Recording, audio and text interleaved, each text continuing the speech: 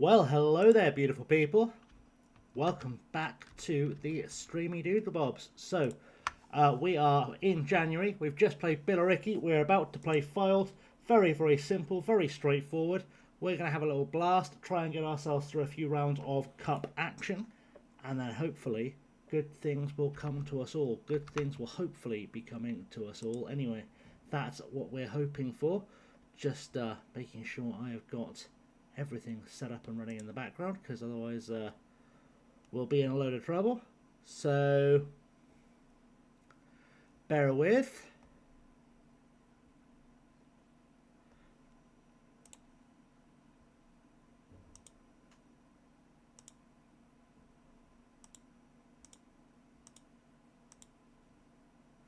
But yes, I hope everyone out there is okay, having a good day, all that good stuff, and that we can have a good time. I'm just, as I said, just sorting a couple of things out in the background, just making sure everything is set up properly, making sure I've not left a stream on the wrong stream. It looks a lot like we're all good, which is nice to see. So that is what we like to hear. Right. So yeah, today we are back with Hemel, back looking good, and hopefully going to have a good season. So we are on a good run of form right now as well. For those who have maybe missed a stream or are just catching up on the VOD, we've been on a really good run of form lately, where we've only lost one game since Halloween, and we're now in January. So in terms of our league table, we are looking pretty strong, sat in fourth, and I reckon able today to chase down a solid place in the playoffs would be what we were hoping for. I would like to think we can get ourselves to, I don't know, let's boldly say we can get up to second before the end of the month. Why not? It's only 4 points. We're on good form. I am going wild today and doing a press conference. Don't tell anyone. Crazier things have happened, but we'll probably try and bring in a few more players. I've said I've got a good friendship with Dion Conroy. I don't. Never met the fella, but we'll pretend I do, because he's a town legend, and that's what we do. So, yeah, it's not long between games in this level, which is unfortunate. We've also got the FA Trophy coming up, which could be an interesting one, because I feel like we can do something good with the FA Trophy. Fabian Reynolds has gone to join Humble Lions. We had some players on trial. Did any of them do anything? Not really. Not really. No one impressed me. No one has set up good. Right. But that's okay. We'll get through it together, because that's how we roll. So that will be the plan. But yes, we are going to be live for a little while with this, and then maybe there'll be a trip to some zombies later. We'll find out. We'll see how that goes. But for now, we're just going to plow through. Just try and get ourselves a. Fans are unhappy that Fabian Reynolds has left, but frankly, I'm less unhappy that he's left, because he wasn't very good, to be honest. He wasn't very good, so he can go. And I'm hoping we can maybe ship out a few more of our wide players. I'm trying to teach Otis Honor to play as a central attacking midfielder, because I think he'll be better there. I would like us to maybe find another striker option. With Elijah Briscoe out injured, I'd like us to find one more striker option, because I don't really want to be relying on Shia LaBeouf. So we'll see what goes on with that. We do have options. I'd love it if we could afford Omar Bogle, but I bet we can't. He wants to be an impact sub as well, which is wild. No, we're not going to be able to bring Omar Bogle in, unfortunately. But that's fine. That's okay. I may have completely wiped my brain of what's happening in this save over the course of the day, because I've been doing the playthrough, or carrying on the playthrough, I should say, for the next episode of Wheel of Chaos, which took us to Albania, with a challenge of trying to win a European trophy. It's taking me a while. I've just finished Season 3, and I've just got us into Europe. So Bit of a struggle in Albania, but that's fine because now we're back in merry old England, sat in Hemel Hempstead, which I'm sure is a lovely town. We're out to play AFC File, which is a bit of a derby for me personally, but that's life. We'll worry about that later. We are going to have to put Shia Laburnham up top, as is our standard ways. Unfortunately, we're going to have to put Shia Laburnham up top because we won't get another striker in before the File game, largely because I've not bid for another striker. I don't even know where I would find one, to be honest. I mean, I do know where I would find one, but I don't know specifically where to look in a way that's going to be not here all day. Like, was this guy a thing? Did I bid for him? I didn't. It's going to be pretty pointless to bid for him, though, because he is going to probably say no. Yep. Did we have a recruitment focus set up for a striker to come in? Nope, just for defenders. We'll set one up for a lone striker, just to help us out for now. And was anyone there looking impressive? Not really. Got a player from Vanuatu has popped up, which is wild. Let's have a look at Gorchim Dona, shall we? He might not be bad. Will he play for a decent wage? No, he won't. He would, but we can't afford to pay it, so it's fine. We now need to play Filed, get a win. Bearing in mind we are weak up top, which does trouble me. Does trouble me that we're weak up top. Not really a thing we need to be happening, if I'm honest, is having no one up top. I feel like whilst I'm thinking about stuff like this, I think we'll let the wife of our lovely assistant manager go and look after the baby. Why not? So that's hopefully taking care of that. Hopefully. We'll soon find out. Good. Looks like I did that. She has gone. She has gone for a second to look after the baby. For those wondering, Kyle Lafferty is our backup as assistant manager. Right, Shia Laburnham's going to go on the bench, and we'll use Wilkinson as the next choice down, just because he's basically the next choice down. Dion Conroy and Shia Laburnham are struggling, but that's okay. We'll get through without them. We'll get through without them. That's what I'm saying. Very aware the camera is very zoomed in. I don't know why it's so zoomed in. It's a little bit odd. It's not usually quite so zoomed in, but there we go. Right. Roshawn Williams is playing for Filed. He's very quick. And Romain Sawyers is there. He's quite good. So is James Wilson. We could be in trouble. Let's hope our good run carries on despite losing Elijah Briscoe. We've still got Stutter. We've still got Anishko. We've still got Shia Laburnham. We can make something happen here, I would say, quite comfortably. So we just need to try and make something happen here quite comfortably. We're, of course, in our red kit. Filed are in their white kit. This stadium is nowhere near this massive in real life. Nowhere near. But we're ready to go. We are underway, and hopefully a goal comes early and we can settle in, feel like we're playing good football. I think this is Shia Laburnham's first start of the season as well. Have we played him so far this season as a starter? We've played him a couple of times, but he's not really been our first choice. Hey Liam, I'm good. How are you? And thank you for the follow, Axel. Welcome.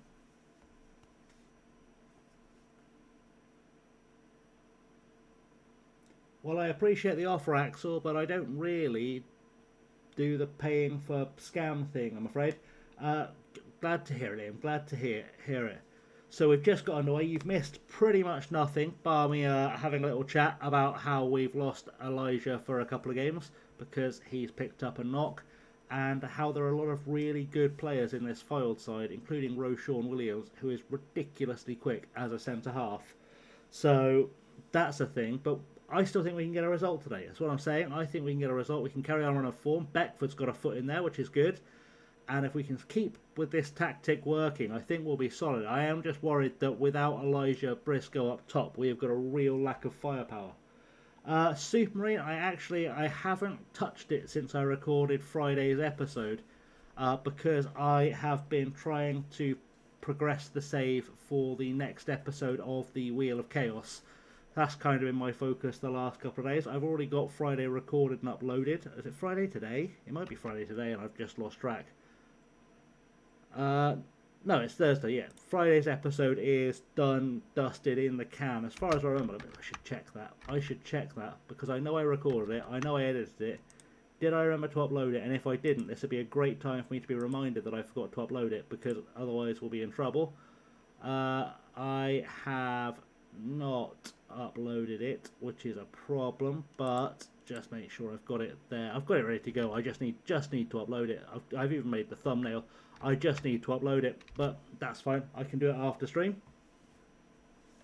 Glad you reminded me, because I completely would not have noticed that I hadn't uploaded that yet.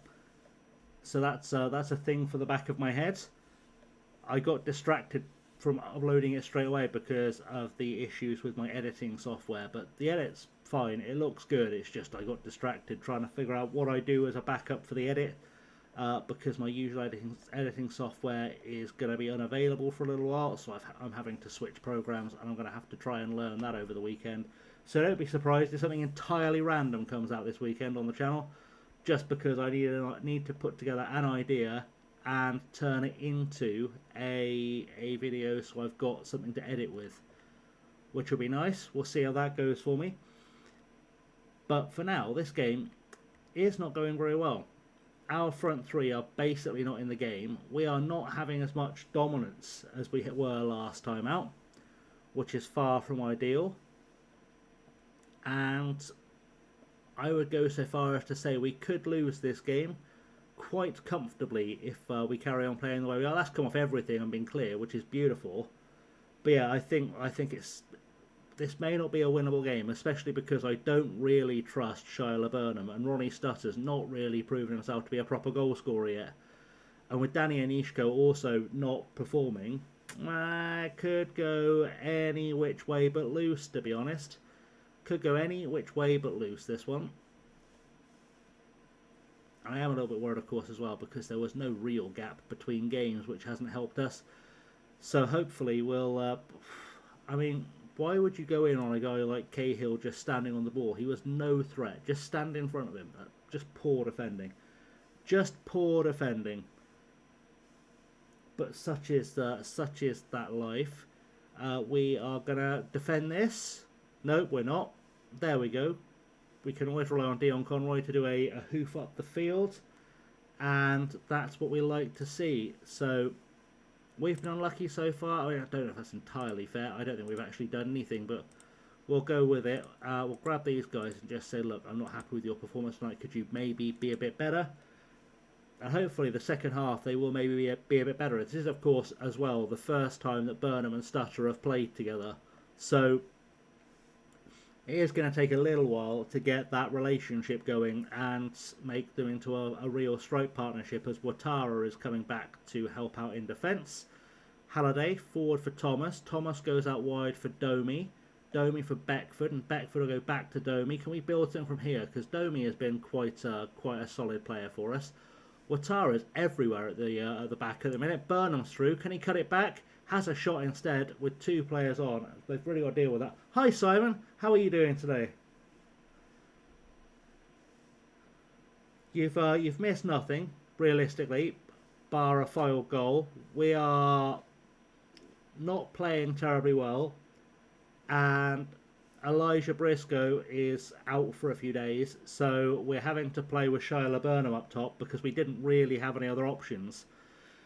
And now we've got three attacking players, none of whom have decided to show up particularly well. In fact, none of our defenders have really shown up particularly well either. I don't know how Watara's on a 6.6 because he's been everywhere in this game. Off to Baltimore tomorrow for a weekend break to celebrate a wedding anniversary. Well, congratulations, Simon. Congratulations to you and Mrs. Thornley.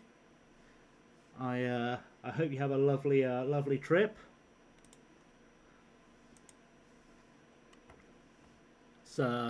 It's a brave time of year to go after Bolton, I'll be honest, but you know, it's for a good cause. It's for a good cause. It keeps you out the doghouse for a little while, and hopefully you'll have a really good time. So, you know, it's all gains. It's all gains. Right. I don't have another option to go up top, which is a trouble. Can I put in? Let's put Shooter in at left back because Domi's tiring, and then let's put a Frimpong in for Ouattara. That'll hopefully help us fight back into the game. Well, let's hope it does, because the sun's got to come out for someone today. It feels like so long since I felt warmth, so that's nice. Hopefully you'll bring the sun out by going away for the anniversary across the entire West Country. That's what we'd like to see. I can't promise it will happen, but it's what we'd like to see. This is dire, this performance so far today. Really dire. Just the lack of players who have done well is telling. Very telling. And I feel like we've kind of been let off at 1-0 a little bit. I know the stats say we had more shots, etc., etc., but it's really felt like we've been let off there. It feels like we should have had 5 or 6 put against us, to be honest, because we just were not at the races at any time there. It's not been ideal. It's not been ideal at all, but also there is a chance that random bot has finally pushed us over 100 subs, 100 followers, which is nice. It is possible that was our 100th follower and it was a bot. I don't know how to find out, but let's say sure. Sure, why not? Let's say that was 100. That's good. That's a good time. It's a milestone. I'm not going to talk to the press after that. I'd be embarrassed to talk to my family after a result like that, I'll be honest. Cannot be losing to AFC Filed. Well, I mean, frankly, at my age, bots are more attention than I usually get, so it's all wins for me. We do have to go and play in the FA Trophy next, which I'm a little bit worried about because I don't think we are good enough to be getting past Enfield at the moment. I just feel like our form's not really there. It should be there, but yeah, without Elijah, we look a bit all at sea, and the trouble is that I've really run out of options to try and find loans. I'd love to get Diang Jaesemi in. Diang Jaesemi would be a fantastic pickup, but he won't want to come.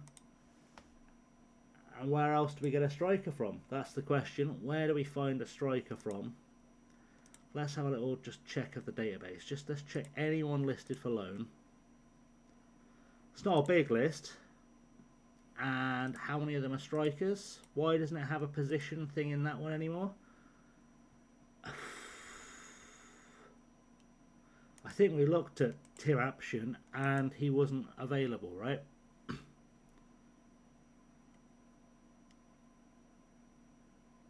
Let's just casually make that offer and see what happens. Good evening, Etienne. How are you?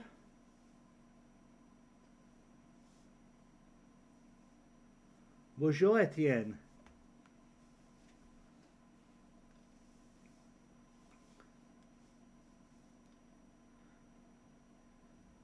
Got to remember some French now. Je suis avec Angleterre en le West Country. There we go, that's some French. I dropped some French. I remembered some school. Shock my teachers. But I do hope you're well, Etienne. Pas ouest. Oui, oui, pas ouest.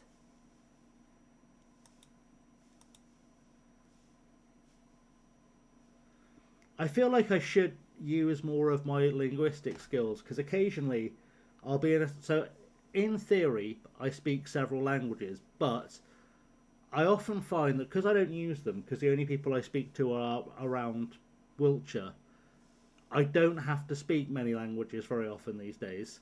And then occasionally I'll get a message from someone like, how do I say this in this language? And my brain will just completely blue screen. It's not terribly helpful. Like, I do theoretically speak French, but theoretically, theoretically, but it's very, very rusty. I couldn't hold a conversation in French anymore. Maybe give me a couple of weeks in Paris, I might just get back to it, but yeah, it's been a long time. Right, I'm hoping the workaround, it's a little bit of a bug that I don't think they've fixed yet, where if you put in a bid for a loan player you can't afford without making the offer first, without negotiating it first, they come back and say this is what we want. You say accept and it goes through. It's a little bit of cheese, but I feel like if we're approaching this entirely realistically, I would go to my board and I'd be like, look, our best striker just got injured. I appreciate do not have any money, but without him we are stuffed. Do you mind if I get someone in? I feel like the board would be a little bit more okay with that. So I don't feel like we're breaking the realism by playing that little game. It feels like it should be a thing that is, you know, an option in the game. It should be a conversation you can have. Désolé, je ne suis pas anglaise. Est-ce que j'ai quand même le droit d'être ici?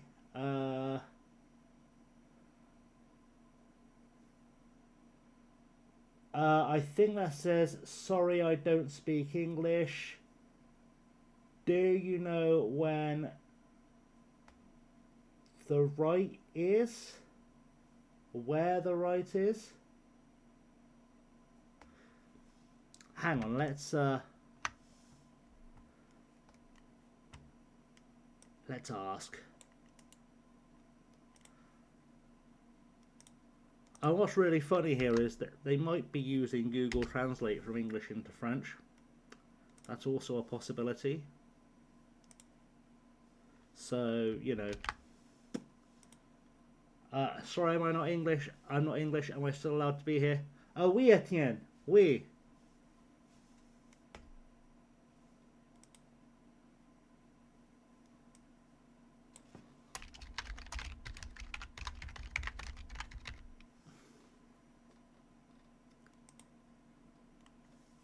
Wait for it. I've got some help.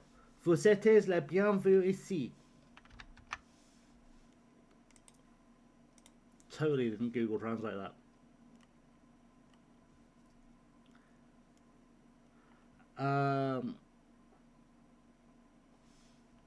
Although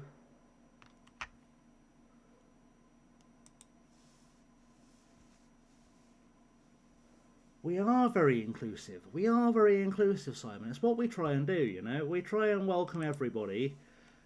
Even when there is a language barrier, we'll do our best.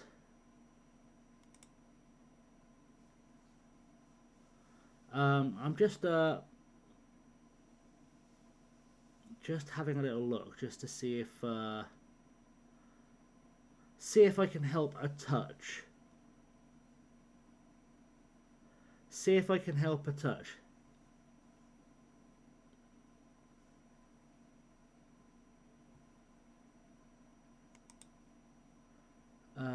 Which I will do in a second.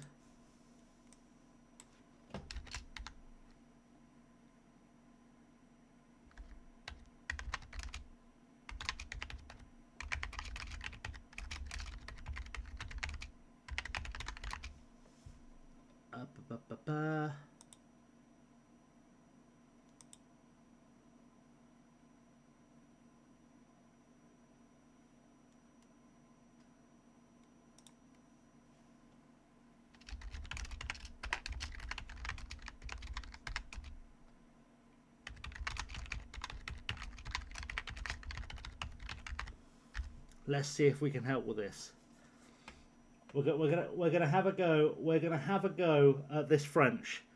Etienne, mon français est mauvais. Je te recommande d'aller aux copains si tu veux une diffusion en direct que tu peux comprendre.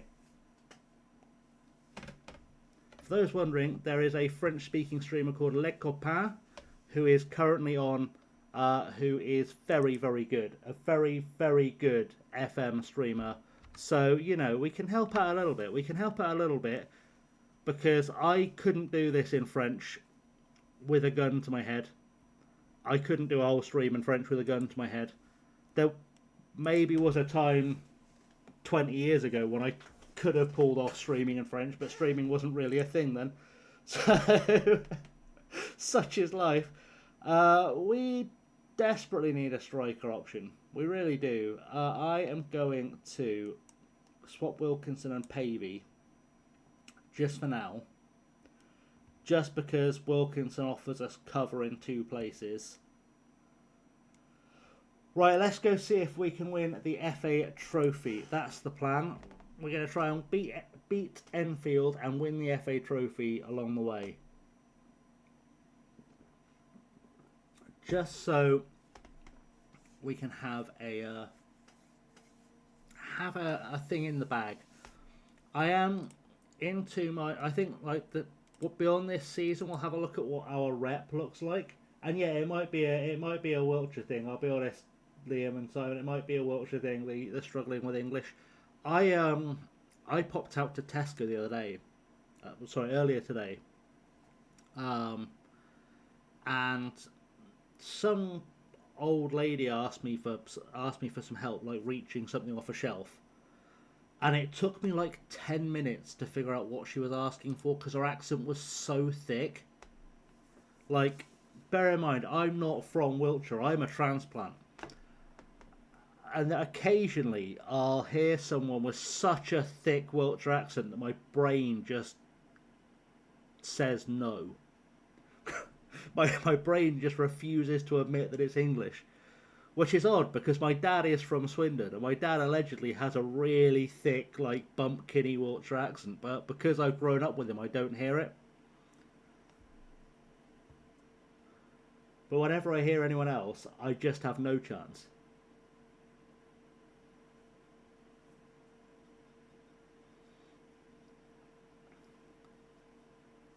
Like, it was honestly wild for me the first time I found out that my friends couldn't understand what my dad was saying. But there we go.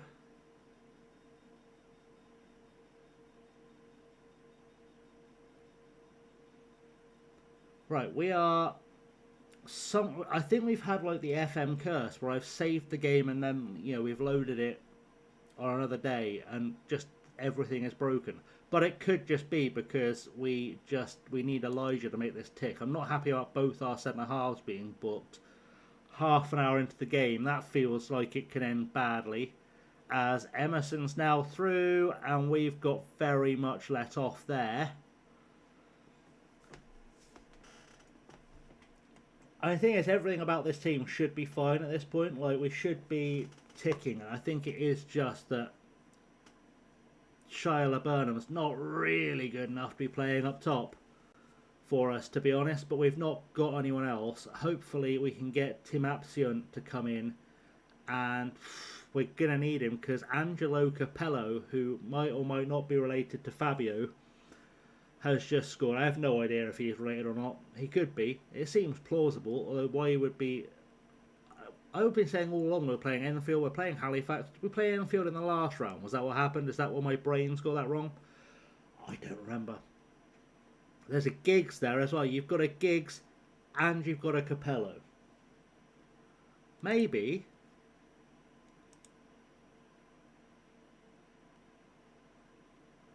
And logically he is Italian. Let's see. Probably a different one. I can't imagine why Fabio Capello's kid would have come through at Sheffield United. That would be odd. Like, if he was going to come through anywhere, it'd be like a London club or Burton. Oh. Domi with a corner. Let's get this headed away. Let's... Great. Good highlight. You have a look at a player request from Etienne. Yes, let me... I don't know why that doesn't appear on my chat.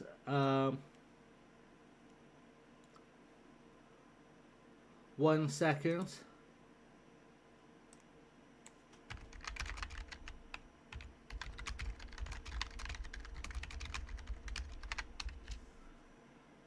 In fact, let's get Google to do this for me. Étienne, quel joueur veux-tu que je recherche? Technology. We're going to use technology.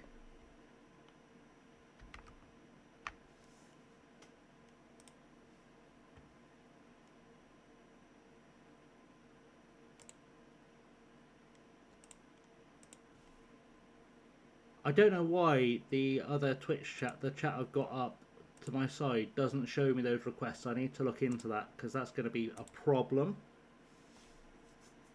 Because I know I also have a new gen to name after Liam at some stage.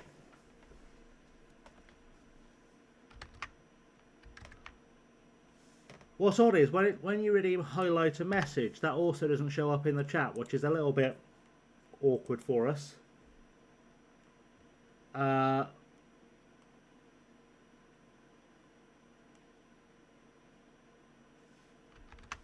know, we'll figure it out. We'll figure it out. But yes, if Etienne would like to put that in the chat. I'm trying to think. Does Twitch do auto dubbing? I have a weird feeling Twitch has an auto dub. I know YouTube does. YouTube will automatically dub a live stream, but I don't know if Twitch does.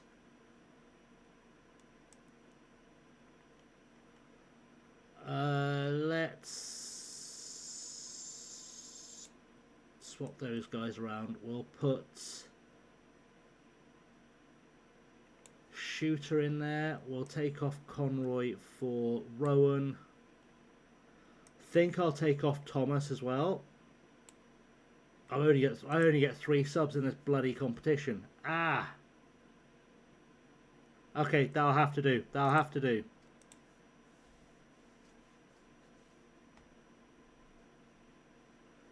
Simon breaking out the French. Excellent stuff.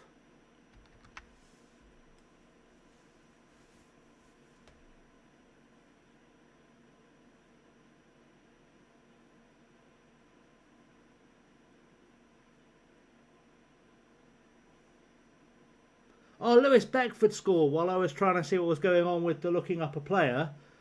But that's good stuff. Lewis Beckford getting us back on terms. We could still be in this FA trophy. I think if we can win a competition, we might get some offers to move on.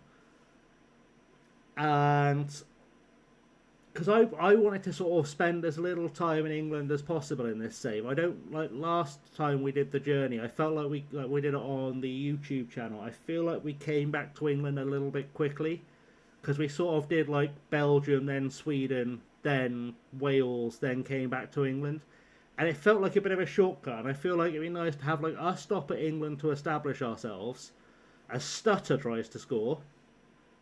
Then we'll have a little look back out on the continent, try and build ourselves up as a reputation on the continent, and then maybe come back might be the plan. Like, I feel like it'd be nice to go and like manage in like France or Germany or somewhere. But first we have to win this game, and we aren't doing a great job of it because we've let in a horrible goal from range. That's it. Like, I quite like a good globetrot on FM. Like, I don't know if you were on stream lurking with when I was saying it at the time, but I've been recording I've been playing through the second episode of Wheel of Chaos today, and I've been having a lovely time in Albania, but it's taken me a long time to get the club into European competition, to try and win a European competition, which is what the challenge is for us. So yeah, it's nice having those little detours. That's kind of why I came up with the Wheel of Chaos concept, so I could get sent to random countries on FM and just sort of stretch our legs a bit and experience a bit more of the game world. I also cannot believe we're going to go out of the FA Cup after the FA Trophy at this stage, but yeah, it'd be nice to be able to kind of stretch our legs a bit, and because I spend a lot of time managing England, I just feel like in the least twatty possible way, I think England's too easy now. Like I don't think there's much challenge for me in managing in England, and especially when we've got the Supermarine save going as well. I don't want to spend too much of my life managing in England on FM26, I don't think. But this was the first job that came back to us. There's a new update coming next week to the match engine. Beautiful stuff. Excellent. Hopefully it will fix all the annoying graphical bugs. Yeah, we'd all love it if our wingers would start passing. I'd love it if there's no managerial vacancies right now. So apparently I discovered the other day, this is a thing that people don't know in FM, that maybe I should do some like little just random UI tutorials on. So when you look at the job screen or any other screen in the game, if you click on job security twice, then shift click on club rating, it puts all the jobs that are available at the top of the page and lets you scroll down to see by their reputation, to see the ones that might fit what you're going for. Yeah, I'd love it if they'd stop shooting from the halfway line. That's driving me a little bit mad. Etienne, if you'd like to see that player, now will be a great time to ask, because we're between matches. See, I love a trip to Sweden. And that could be really, really interesting on stream, because in theory, you're Kurtish Svenska. So we could have a good time with that, but I don't know about whether I can code switch back and forth from English to Swedish whilst streaming. That might be a challenge. There's also a couple of jobs available in Italy, and what's our reputation looking like? We're still an obscure, so realistically, even if it was to be a case of us looking to move on at the end of the season, we'd be looking at any of these 5 jobs in Sweden, which could be fun. I don't know what any of these clubs are. I mean, I know where Götaland and Svealand are, but I couldn't tell you where any of those places were in those places. So who knows? Who knows? Anyway, that's an end of season problem, not a current problem, because we don't need to move on. We're about to win something, not a FA trophy, but I feel like we can get promoted out of this league. I feel like promotion. Oh no! I'm gonna have to change the stream title. Thank you for following the Black Dude. Welcome to the stream. I hope you're well.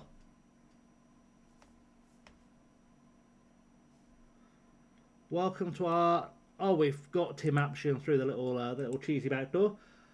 Welcome. Nick Blofeld has decided he is to retire from hands-on roles in football and will only pursue part-time roles going forward.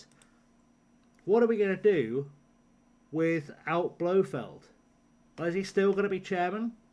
This feels like a bug, because if he's going to retire on the 29th of April, presumably retire from being a chairman, that would indicate we're going to get a board takeover. Logically, which is nice. If we can get a board takeover with some money, that could be an interesting ride. Tim Apshon is in, and Tim Apshon is in fact a real striker. He is a player I have used a few times on FM over the last couple of years, and I think he's very, very good. He's not necessarily the most determined or the fastest player, but 11 finishing, 13 composure. He's certainly a guy who's good enough to be that fill-in for Elijah while we wait for him to recover from injury. So we'll put him in the starting lineup, and I guess we put Shire Laburnum on the bench, is my thinking. Let's do that. Let's put Shire Laburnum back on the bench. And we're going to have Tim Apsion up top with Ronnie Stutter for our next match, unless we get that glorious message saying that Elijah is back. Because if Elijah is back, I'll be a happy bunny. I'll be a very happy bunny if Elijah Briscoe. I keep wanting to say Elijah Burke, which is not the same person. Very much not the same person. We unfortunately do not have the Pope as a striker. But we do have at least a temporary fill-in, which is nice.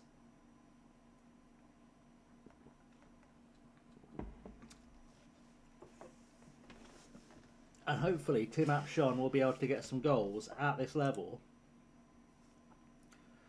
Because he should be good enough. He should be good enough to make some things happen.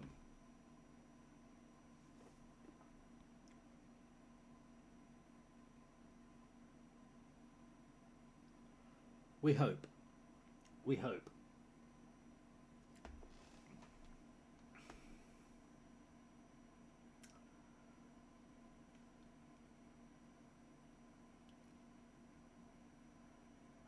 I am starting to feel like when I finally see payday come around again, I might have to buy like a really tiny second-hand monitor just to keep chats on.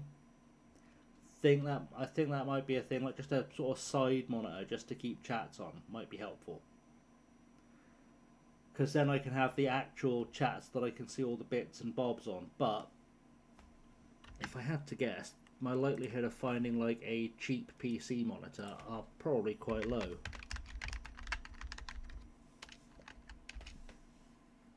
Probably. I say that, there's like one for a tenner currently on Temu. How good do we think a £10 Temu monitor is? If we had to guess.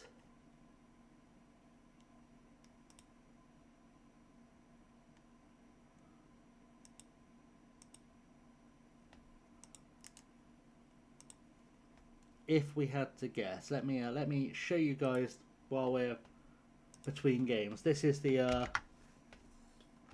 Will that work? Will that go where I want it to go? Temu can be weird sometimes, and try and direct you to a different site for whatever reason.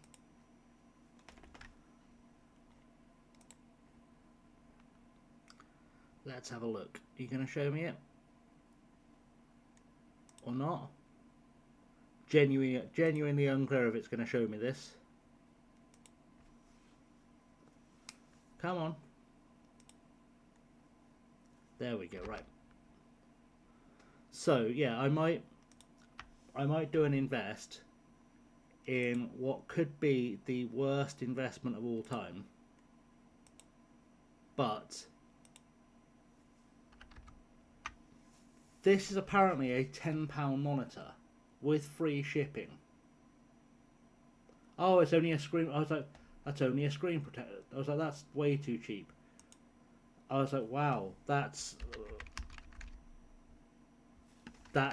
crazy cheap. I would have been overjoyed at that. They do seem to have something like that. I mean, I'll have a look. I'll have a proper look later because I think it would be really helpful to have that. So that might be a thing we invest in at some stage, just so I don't have to keep looking over at the TV to keep an eye on chat, because that's a little bit problematic. And then I'll be able to see everything else as well that's going on in the background, which would be even more helpful for me.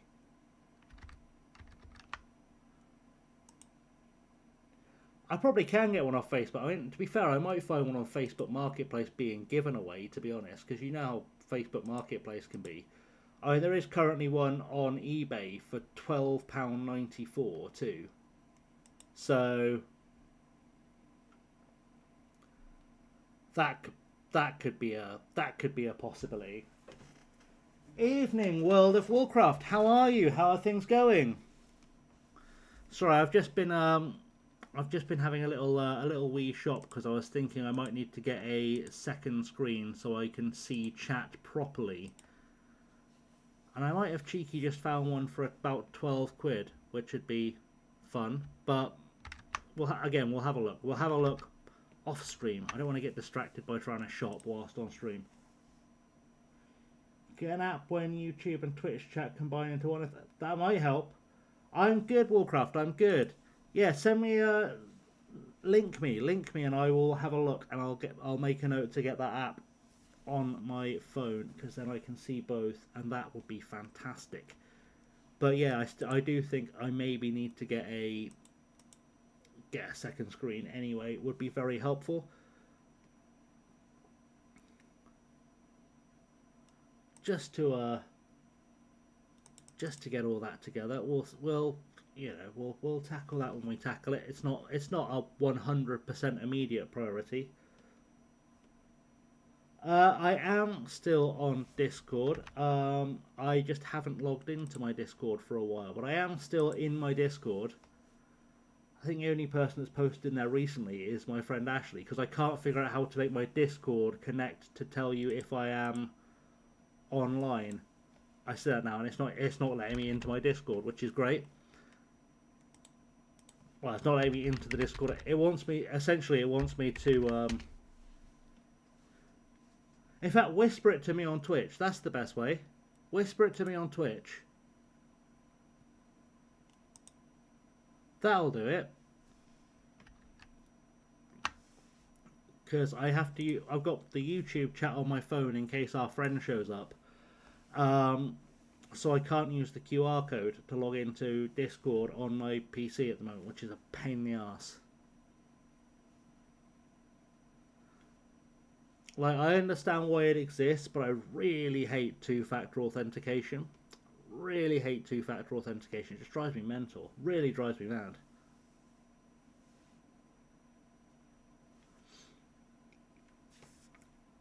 Right. Game day, hopefully. Come on. Radcliffe Borough. Yeah, it's not that it's tech woes. The problem I have, Warcraft, is that just because of how I have things set up, I've got the YouTube chat on my phone just down to the left, and I've got the Twitch chat on my TV just off to my far left, which is why I'm looking over here. And it makes it really hard to kind of do 3 or 4 things at once, which is a pain. So yeah, I was just kind of trying to find this. I mean, the easiest tech solution would be to get a cheap monitor to put next to this monitor, and then I could have the chats running on that. But it's not a today problem. Enrique Roca is going to go on loan. That's probably a good idea. You're unhappy with Van Sayer's loan. I'm unhappy with Van Sayer, so you should probably just recall him. So good. Bye, bud. Enjoy wherever you... Watford. There we go. Enjoy Watford. That was a fun loan while it lasted. He played not 1 minute of football for us because he didn't look very good. So, this is our lineup for today. Elijah Briscoe could in theory be on the bench, but he's not fully fit, so we'll let him rest up for this game. We'll see how Tim Apshun does, and to be honest, that he could be a really good option to rotate in just to make Stutter feel under pressure. I think that's probably not too bad a shout. So we'll see how it goes. We need goals from today. Hi Jamal, welcome. Well, thanks for the follow, and yeah, welcome to the house of fun. Whatever the next line of that song goes, I don't remember, because the only time I've ever paid attention to that song was I saw Madness live by accident at an NFL game, and Suggs was so coked up that I couldn't recognise any of the words to anything. I'm not streaming because I'm doing real life stuff, but I'm glad I have an ultra wide screen. I generally just put the game at 1080 window and all the chat and mod stuff to the side. Obviously it's just me, but second monitor works. Yeah, that's it. Jammer, we don't make people mods the first time we see them. It's a great rule of thumb. Plus, to be honest, I've already got a quite outstanding team of mods. Between between Liam and Simon and Kit, I think we're pretty well covered at the moment. I think we're pretty strongly covered. We're even more strongly covered if we beat Radcliffe today. I literally just told you, Jammer, I literally just said who our mods were. You'll find Liam and Simon currently in chat, and I'm sure Kit will appear later. That's fair enough, Simon, that's fair enough. You do have a drive, and you do have to treat Mrs. Thornley to a lovely weekend away. Oh yeah, indeed, Chris Root is one, and so is Benny.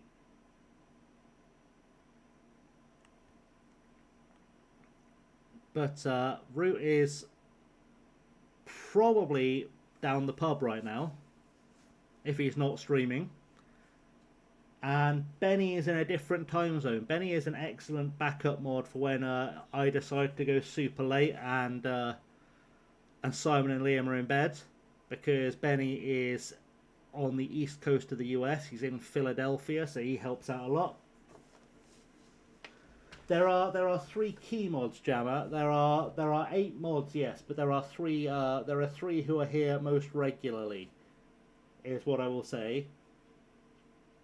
But we do have a pretty good depth chart when it comes to our mods. And actually, to be fair, I will probably add a couple. Well, Simon and Liam and Kit are the ones that have Simon, Liam, and Kit in their usernames. It's a subtle thing. It's something that we at MI6 do to really hide our identities. We put our names inside our usernames. So a bit of deep channel lore for you, Jammer, is that Simon, Liam, Kit and I are all in fact members of MI6. Simon is 007, I'm 006, and Liam is 004, and Kit is M, because we've got to take orders from somewhere. Exactly, Simon. You know, if we hide in plain sight, they'll never figure it out. It's like if you look on my birth certificate, it says Chasing Laney. That's what I'm actually called with MI6. Hey, is there a 0069? Well, Elodie, there is a 0069, I'm sure. We'll leave 0069 for another time, because 0069 is in fact double top secret. We're going to score? We are going to score. Ronnie Stutter scored twice in a game. Tim Apshon has had an assist. Exactly, Simon. Exactly. 0069 keep their head down.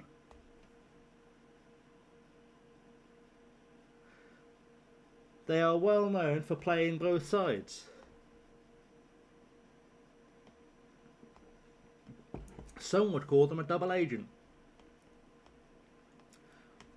I think Tim Apshon has done enough already for us to say he was a really good signing. I think he's done really well to come into a team completely out of the cold on loan and get an assist on debut, possibly 2. Baird through Baird in front of the shot then. I love this. I can't decide if the commentary's funny or if I should fix it and release that as like a patch for people. Because the coding on the commentary is just stupid, genuinely. I know a lot of people don't pay attention to it, but it's still things like Baird throws Baird in front of a shot probably isn't what the text was going for, as we concede. And it's it would take me 20 minutes tops to fix all of the commentary so it reads right. But also I shouldn't have to, because SI are paying people. You know who the mods are, Jammer? By the people who have little green swords by their names. Although Liam appears to have lost his little green sword, which is odd. I don't know why Liam appears to have lost his little green sword. Let's just check it's appearing on the other one.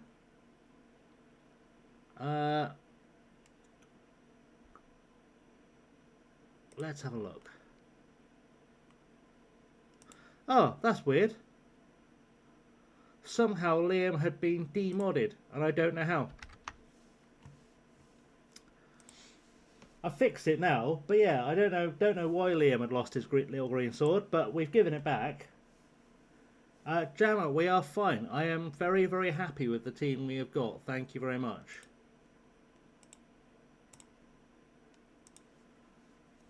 I would say in the pecking order of...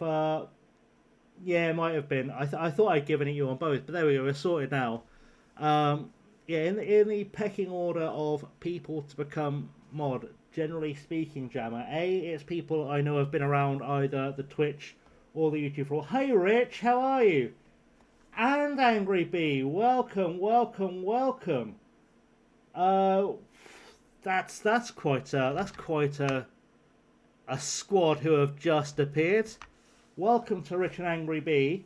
We were just responding to Jammer's begging to be a mod, and I was gonna say that actually probably the two of you and Elodie are significantly further up the list of potential added mods were I to need more, as are any of the streamers that pop by. So you know, Ryan would be on the list, and Ank would be on the list, and yeah, it's not really a pop into a stream for a first time asked to be a mod kind of situation. It's people I know I've seen around, I know I can trust, I know are good value, and yeah, I hope you're both well. We are really, really in a pickle because our best striker is just about to come back from injury. He's just recovered from his injury and he's recovering match fitness, and we were on such good form. Like, we've just lost our first game in about 9. And we've only lost 2 games since Halloween. But, yeah, then Elijah Briscoe got injured and it's just been downhill. No, I understand, Rich. I was just saying, you know, in terms of, like, if people come in and just asked to be mods, like, you know, because we've been around the same streams, I know you're sensible.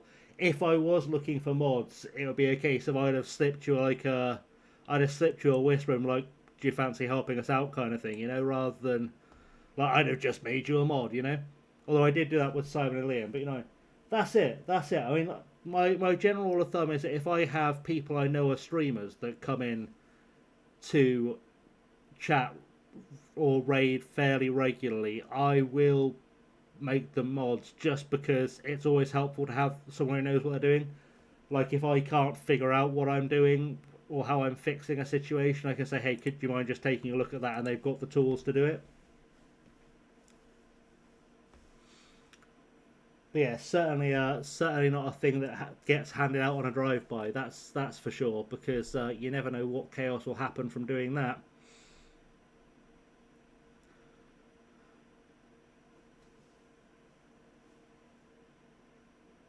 That's good for you, Jammer. I don't. The raid with one viewer was surely a thing. Thanks for that. I don't know. Although you know, I'm glad you're having a good time. Have I still got a sub left? I've got 2 subs left. We could change the game here with 2 subs. Who's tired and who's good?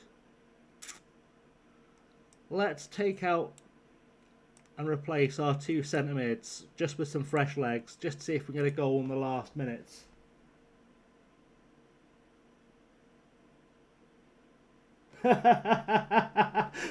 Warcraft, I don't think that's wrong at all. I think that's fair.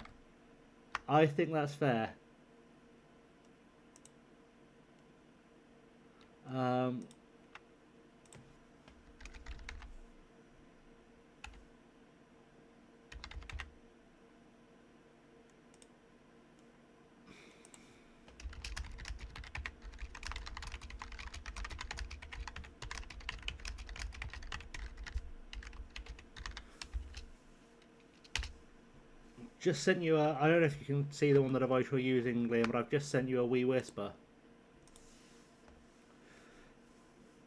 Right, 2-2. It's not a loss, but it's not a win.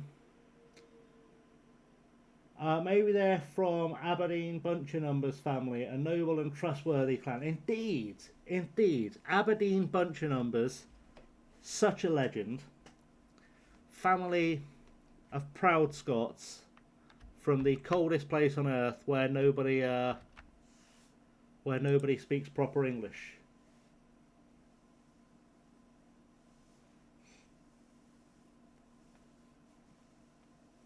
Yeah, Jammer, I can send whispers to pretty much anyone if I feel like it. I know it's weird that we don't need to ask your permission to send whispers to each other, but we do be doing things like that occasionally. We do use the systems here. We do be using the systems here. It's probably the name of a clan in the new Highlander, in Vikings, in any one of those shows. St Albans up next. We're dropping down the table, but we can feel a little bit better about this one because I can finally take Shia Laburnham off the bench. And I can replace him with Elijah Briscoe, who should be more or less match fit by the next game. I say match fit, he should be more or less fit enough to play. We won't start him because that feels like a mistake. Although it might be a gamble because he is also 16 goals this season.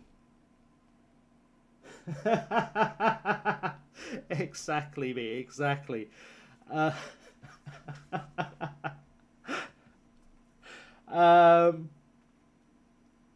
We really need to get back on track.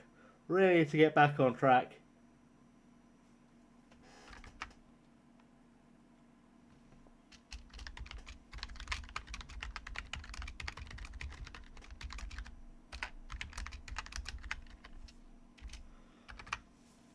Right. Responsibilities, blah, blah, blah. Good stuff. Right. We've got St Albans coming up in 6 days. So, Rich, essentially, what's... Thank you, Simon. We'll see you very soon. Enjoy the weekend. Make Mrs. Thornley feel special. And yeah, we'll not have that in the chat, Jammer. That's probably a sign that it's time to disappear. Thank you, Liam. Yeah, Rich. Sorry. I am a bit of a Star Trek fan, so essentially, what the plan is that I say plan. I'll explain what the Star Trek thing in the chat is. So I got a thing through Stream Elements inviting me to do sponsored streams of Star Trek, whatever the fuck the mobile game is. Like it was like, oh, stream it for 2 hours and we'll pay you money, and then if people download the game through my download code, I get paid like $6 every time someone does it whilst I'm streaming. So if you don't have the game and want to help out a little bit with the channel and whatnot, if you see me doing a stream of Star Trek, whatever the hell it's called, feel free to pop in and just give it a download and like never use it if you want, because it's probably not a good mobile game, and then they'll pay me for it. But that's why it's in the chat. I am a Star Trek fan. The game doesn't look terribly appealing. Yeah, that's it. I think they've got a bunch of streamers just essentially grinding it for a couple of hours for a cheap payday. Like, they sent me this thing through Stream Elements saying that, like, in theory, you can make thousands of pounds from sponsorship and blah, blah, blah. But it also just says, like, if you play it for 2 hours, we'll give you some money. And I was like, well, we'll do that at some point. At some point, we'll have like a 2-hour stream where I just sit there and we'll just chat bollocks and pretend we understand Star Trek's new game, which is called Star Trek Fleet Command. Star Trek Fleet Command is what's going on. It wants me to add a widget to my OBS, a goal widget, which I guess does a thing. I guess. And then add a couple of things and, you know. Yeah, I think that was probably a thing. Yeah, that's it, Warcraft.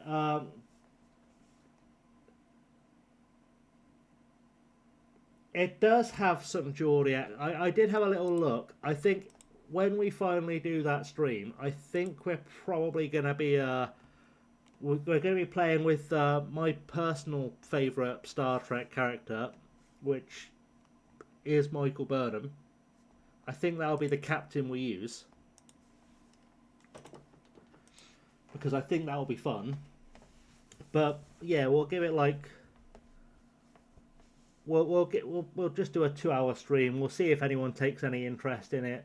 They can pay me whatever they pay me for doing that 2-hour stream. We'll never think about it again, to be honest, because I don't really want to sit and stream, especially because, like, you know, when you see people doing it, they're doing it because they're being sponsored. Like, they know you're doing it because you're being sponsored. Like, I don't think there's anybody voluntarily streaming on Twitch with a mobile game. I'd be shocked if there were like dedicated mobile game streamers, because most of them are just really bad, to be honest. The only mobile game I actually play is the Monopoly Go one, and I only play that because they pay me to play it, and I don't even have to stream it. I can just have a cigarette, play for 5 minutes, and they pay me. So, you know, whatever. But yes, indeed, Burnham is boss.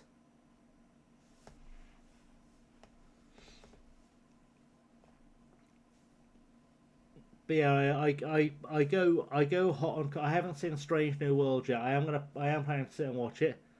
Liam dropping the golden logo in the chat. Yeah, I haven't sat down and watched Strange New World yet. That's on my list of things to watch at some point this weekend. And I will.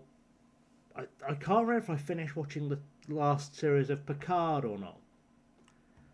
I think I did, but I think it came out whilst I was moving. So I may have missed it because I was moving. You used to play Hearthstone and WWE Supercard on your mobiles, but yeah, mobile gaming. Yes, that's the thing. I'm not really a mobile gamer. Like I say, I play Monopoly Go because it requires very little effort and very little thought, and they pay me. But realistically, I'm not a mobile gamer. Oh, I've not seen any Strange New Worlds. I haven't had Paramount Plus, but Sky Broadband at the moment are running a thing where if you haven't had Paramount Plus before, they'll give you 6 months for free for being a Sky Broadband member. So I signed up, so I'll sit and watch it. This year my partner and I have been watching Star Trek in chronological order. We're currently approaching the final season of DS9, Season 5 of Voyager. Outstanding, B. That's an outstanding effort. See, I couldn't do that, but the reason I couldn't do that is just because I really can't watch Voyager. I just can't stand Janeway. She just irritates me. And it's not... I think I've said this before on a stream. It's not the actress that's the issue. I just don't like the character, and I can't figure out why I don't like the character. But yeah, I just find her bothersome. Right. What are we saying about Elijah? Remain short of full fitness.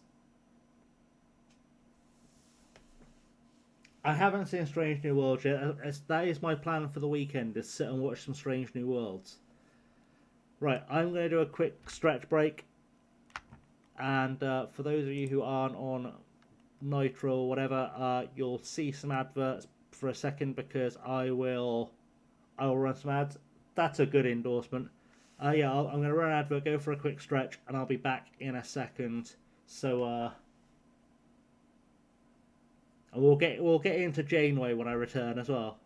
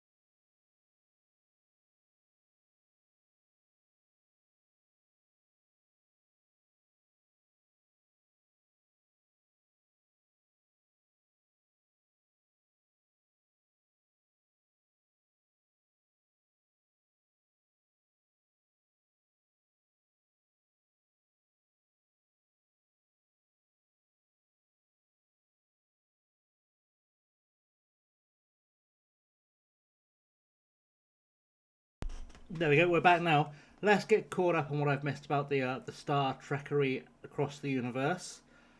Uh, so, yeah. So the thing with Janeway, and I respect him that she's their favourite captain. I didn't like her style of being a captain. I also found her voice a bit annoying, but I would agree that Cisco is my least favourite captain. So trying to get through the DS9 slash Voyager era would be a real trek for me, but DS9 does have 7 of 9, and we love her. Rewatching Scrubs is a solid shout, and Stargate should absolutely be on your watch list, although Stargate's become a little bit taboo recently, like hindsight taboo, because for some reason, those of a certain persuasion seem to think it's a really right-wing show, which is odd. And so you see a lot of like people who think, like, "Oh, the world should be like Stargate," because they think it's some MAGA thing. I don't know. What are we at? Danish international, I plan to put my team around. Got injured after 4 games. I now have 2 games of the season left, and he's back in training. Excellent stuff. It's a good time for next year. Was that Stargate's coming back? Excellent. And then fair, Rich, fair, right. St Albans. We've got strikers. We have attackers. It's wild. This is a game against rivals, which makes sense, really, considering where the two clubs are geographically, that they would be rivals, because they're probably about 25 miles apart. They've got a guy called Nakanishi up top. That's cheating. You can't import Japanese players into the National League North.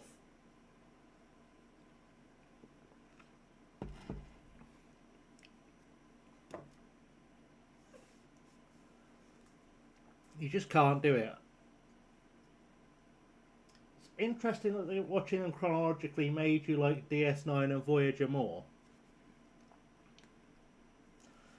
I don't know if that would make me like it more, but I would give it, I just... Oh, that's true, that's true. They did kind of cross over in terms of timeline with TNG. Although, it was at the point where TNG started getting really odd, I seem to remember. Like, wasn't that about the era where Riker had like a hologram girlfriend or something weird?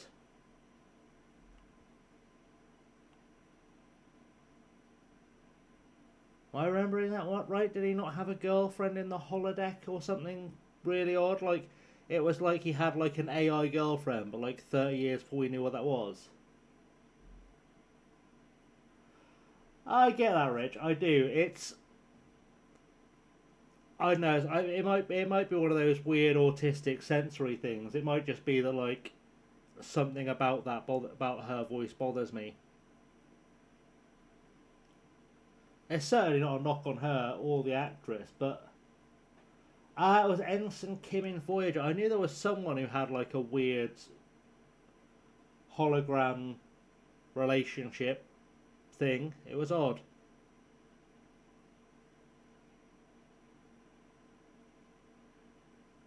Oh, that was lucky. That was very lucky. Right, we've got to get a goal here. Carson forward over the top. Conroy heads it away, and Ishko has managed to do something in there. I will learn to pronounce his name right first time without it confusing me when I see it.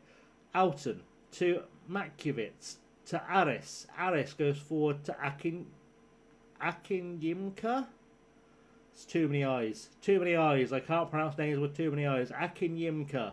Into the box. Tackle someone. Tackle. Right, we haven't tackled. We've given him a corner. That's okay. Because we are going to score a goal. Because we can stick in Elijah Briscoe. And Elijah Briscoe will be a goal scorer. He will get things firing for us. But I am quite happy with the fact that I've now got 3 first-team worthy strikers. Because we only had 2 for most of this season, and we've been... Oh, Joe Harris has scored.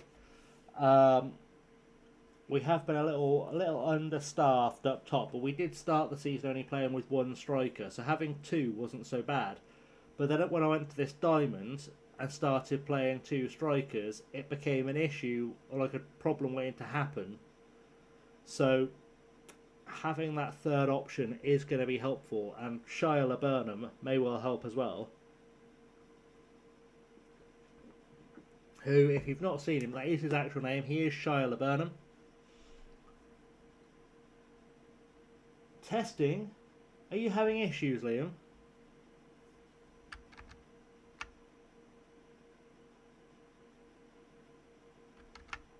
Sure, many agendas, not us of course, against Shesko, Black and Janeway Woman, easier to retreat to nostalgia white leaders. Yeah, I get that. Actually, I was listening to a podcast earlier. It's a podcast I recommend, by the way. It's called This Ends at Prom. Really good film podcast. And they were talking about how in media over the last 10 years or so. Good, beautiful. It does work. I see it. Thank you, Liam. That's excellent. Stockport and Star Trek are recommendations. If you're in Stockport against... Blah, blah, blah, blah, blah. I will do, Rich. Sorry, I did a read out loud then. Yeah, I will do. Thank you. And I will grab the Axel chat as well, Liam. Thank you very much for that. Sorry, just trying to do 5 things at once. But yeah, I will grab that for next stream. Which player are we looking up, Liam? Which player are we looking up? Stockport is the centre of the FM universe. That is true. Showrunner of New Stargate is the guy who works as a writer on Atlantis and the Obi-Wan series, Devlin. Oh, that's interesting. That's interesting. Anyway, yeah, the podcast I was listening to is a podcast called This Ends at Prom. It's a film podcast for those who like a film podcast. Hosted by the wives Colangelo, who are hilarious. But they were talking about how... Thank you, Liam. I'll check that out in a second. They were talking about how over the last 10 years, we've had a real regression in ethnic-led TV shows and films. Because they were talking about how, like, in the 90s, we had... like Sister Sister, and we had Moesha, and we had Smart Guy, and we had Fresh Prince, and shows like that, and how we just don't get TV shows and things made like that anymore, and how it's a real kind of bellwether for the state of the world that we get so many very, very white TV shows and films nowadays. And it just sort of, it seems like TV is reflecting the world not being right.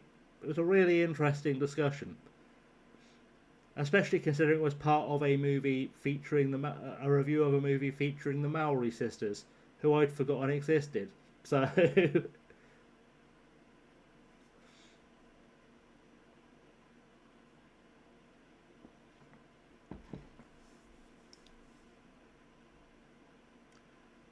anyway, Shevchenko's playing for them too. That's great stuff. We've got to get something going now. I think it's time to send in the big guns.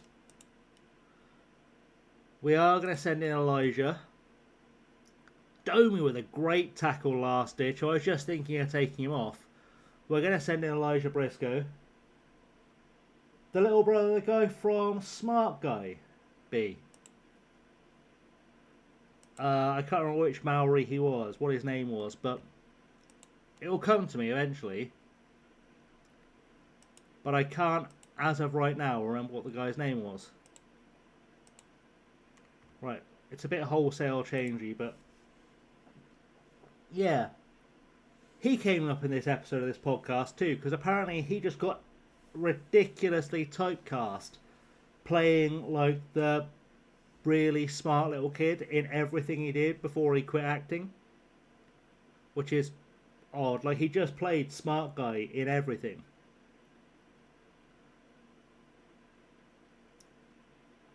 But yeah, if you're looking for if you're out there looking for a podcast to listen to while you're doing other things, driving or whatever, playing FM, This Ends at Prom, well worth looking up. It is on it's on all the regular things, Spotify, and I don't think they're on YouTube actually, but they're definitely on Spotify and a few other, like Apple Podcasts. They're definitely on. Worth checking out. It's a good podcast. They talk about coming of age movies from back in the day, so teen movies really, but they get really deep conversations. It's a really kind of it's a very overtly queer lensed show, looking at movies that aren't necessarily designed to be looked at like that, but it's really smart and it's really funny. The wives that make the show are both writers for, I want to say, Empire or one of the other film websites. Can't believe we've lost that. Our forms just had that post-save and load collapse. I can't think of any current show that's big that has anything on a white lead. Exactly. That's what we're getting at, with the exception of Squid Game, but doesn't really count because it's a Korean show full with Koreans. But like, I would struggle to name a show, barring Discovery, that has a non-white lead. I really would. To the point where, in fact, there are more non-white leads in Neighbours than there are in all of American TV, which is wild. Jeremy Watara is about to get some kind of wage rise, which is probably not good for us. I cannot believe, by the way, that we are, after working so hard to get ourselves up into sort of third, fourth, we're just sinking like a stone now. It's mad. Too highbrow for me. I just watched comedians taking penalties. A silly bit of fun on YouTube, hosted by Chloe Pets. Fair. Good night, Rich. Have a lovely sleep. I hope we see you again soon. And yeah, do have a good night. I'm probably not going to be streaming FM for much longer. I might do another 2 or 3 games. Then I might take a little tiny break, and then we might kill some zombies for about an hour. That feels like it might be a plan.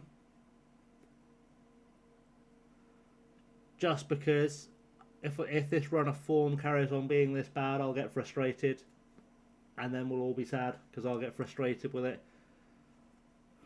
Which we are still slightly overperforming our prediction. It's just annoying that our best striker picked up an injury just as we were really starting to tick. There we go, our chairperson's looking to step aside. How's Conroy been? He's been steady, I guess. Steady, I think, would be a good way of putting it. So let's just look at our chairperson. He's looking to step aside. Blofeld relinquishing control. Just an internal takeover. That's not really what I wanted. So at the moment, Dion Conroy is doing a 6.72 off of 5 games, which isn't too bad. He is in theory our second best player. I do feel like it's a little bit harsh that Josh Mullins is out of the team, though. I can't really play them both together, though, because neither has any pace. But to be fair, I might drop Dion for a couple of games just because his form's not quite there. We'll put him on the bench, though, because we know he can play as a defensive midfielder, because we've both seen him do it with our own eyes. So we'll do that. We'll have that as a switch. I hope all Americans are enjoying their meat comas right now. I'm sure they are. I'm sure they're enjoying their meat comas.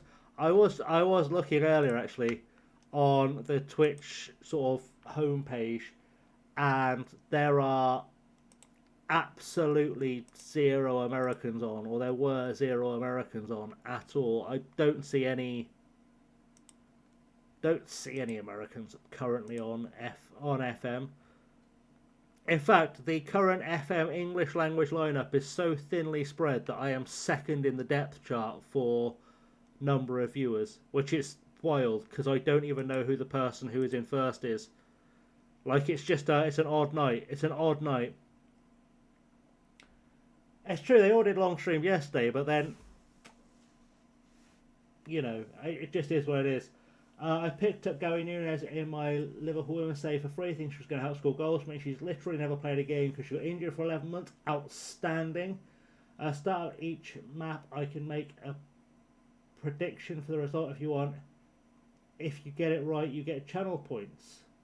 Oh, that could be good. Yeah, we'll go for that. Let's do that. Let's do that, Liam. That's a great idea.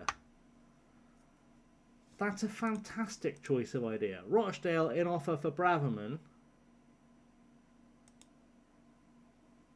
Is he not under contract? That's a shame, because he was terrible. I'd have liked to get some money for him. He's the guy our assistant manager thinks is our best keeper, but also happens to be utter rubbish.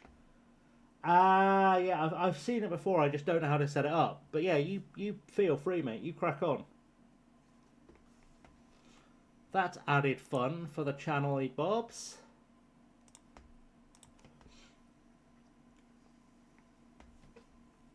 Definitely added fun for the channel Bobs. Well, at this point, I think anyone betting on us winning a game might be disappointed. Hemel Hempstead in takeover talks. is still a director. I'd love it if we got a late, like, last minute tycoon pop his head in, like, I'd like to buy the club actually, you're just north of London, I reckon you could be an investment. That'd be nice. Ronnie Stutter has left his agent. Disappointing. Hard breakup. Hemel, yes, Hemel.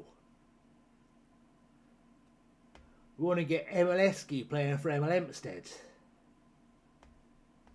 Can't believe Hemel Hempstead is still playing football, by the way.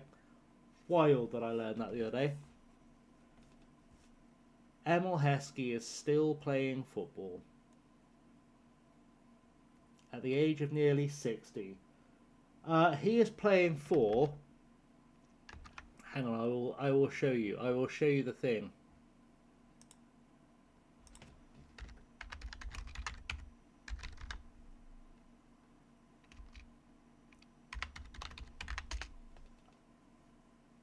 He is currently playing for Wythenshawe Veterans over 35s.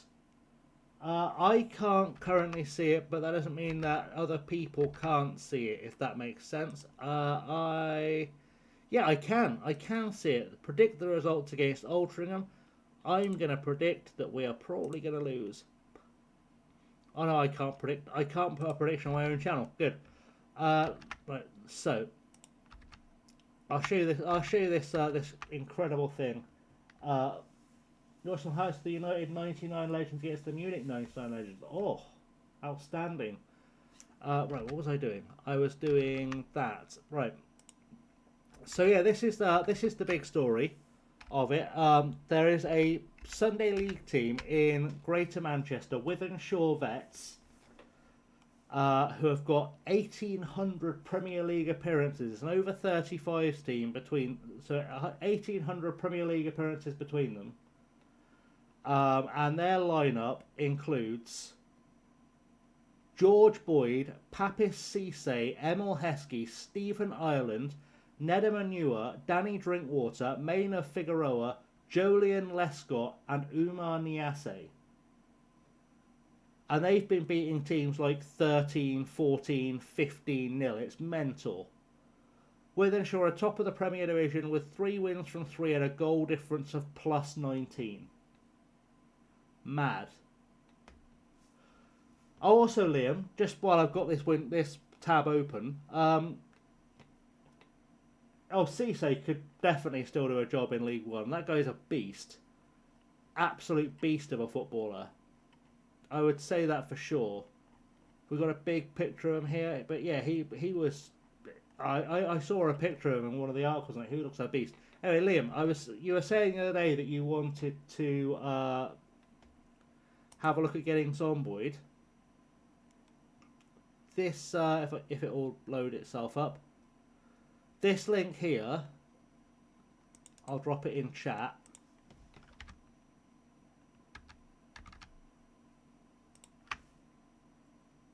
This link here will get you Zomboid for under a £5.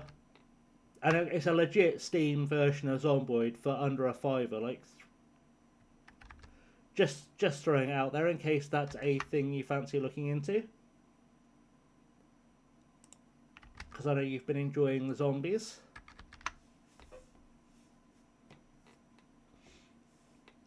We've been offered a new contract. £10,000 a year. What are you paying me now? 9,000. It's a whole extra £1,000 a year. And they don't want any kind of payment if we go to another club. We'll take that. We'll take that. Yeah, it's not bad. It's not bad. That's it. Why not try it? It's £4. What are you gonna miss? Remember that time when Carlsberg did the best Southern League team in the world, Ed? Wythenshawe, the real life version of their scenes. Yeah, exactly. I'm not so sure they should be banned. I mean, that's slightly fair. Oh, we got offered a new contract because of the takeover. So let's have a look. We've got a new chairman, Simon Gardner. Sad. I've got to change the stream title for the next. We can upgrade our caravan. We have to change our stream title. We're not going to put any investment into the club. Great, thanks, boss. But yeah, we no longer have a bond villain. It's fine. I'll change it at the start of the next one, Liam, because then the VODs will be up to date. Because the VODs have sort of very deliberately got the same title as the stream to kind of keep the storyline going for people who are VOD watchers. But we should get a youth intake in the next one, which is also quite nice. I think I'd like with the next stream to fight our way through to the youth intake. They're happy we've accepted our new contract, which is great. Very disappointed with Stan Flaherty's recent performances. It's like they've been watching the streams, because I keep saying how much I bloody hate Stan Flaherty at this point. Yes, we're delighted to conclude the deal. Thank you, bud. Thanks, Danny. Glad you asked that really stupid... No, I signed it for shits and gigs, mate. No interest in being here, I just signed it. Right. Anyway, Altrincham. What are we saying with the what's the prediction saying in the old Gambler Bob? Because I did not see the thing. I'm sure it'll be fine. Anyway, we'll see how your predictions play out for the Altrincham game. Send assistant, team selection, whatsy bobs. That's fine. We're gonna get back to winning ways. It's okay. Elijah's back. Elijah's gonna get us goals. Elijah's gonna score, and we're gonna back up the table. We've just been taking a little breather before we bridge this 17-point gap to Shields in like 12 games, 17 games. Yeah, we're going to overcome 17 points in 17 games. That's the plan. That's what we're going to do.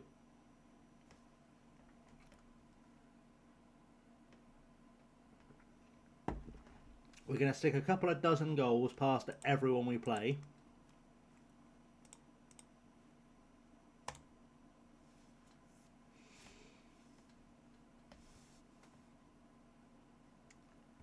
Because that's just how that works.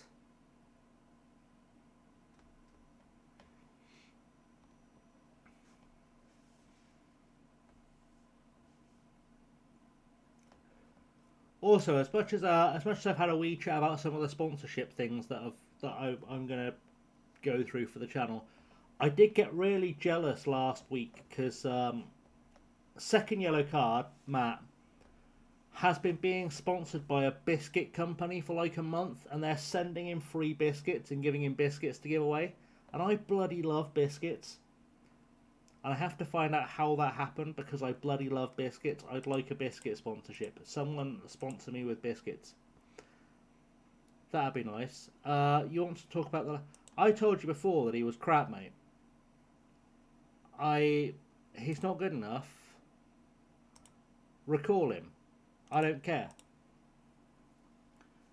So he was being sponsored by Pickup, I think they were called. My favourite biscuit is the Humble Hobnob, followed closely by a Bourbon. I know that's a boring answer. Oh, mate, if I could get Yorkshire tea, and a Hobnob sponsorship, we'd be laughing. That'd be the dream. I would stream 24/7 for a week straight if I could get sponsored by Yorkshire Tea and McVitie's. I'm putting it out there into the universe. If Yorkshire Tea and McVitie's would like to co-sponsor me, I will stream for 24 hours straight for 7 days straight. I will do that. I won't sleep. I will only break to, I don't know, use the bathroom and smoke. That I would do that. That would be fine. And obviously to make cups of tea, because I'd have to get up to use the kettle. That would be a dream sponsorship combo. I've never been a fan of a ginger snap, and I don't know why. I don't know why I've never been a ginger snap fan. Like, I like gingerbread. I don't know why ginger snaps have never appealed to me.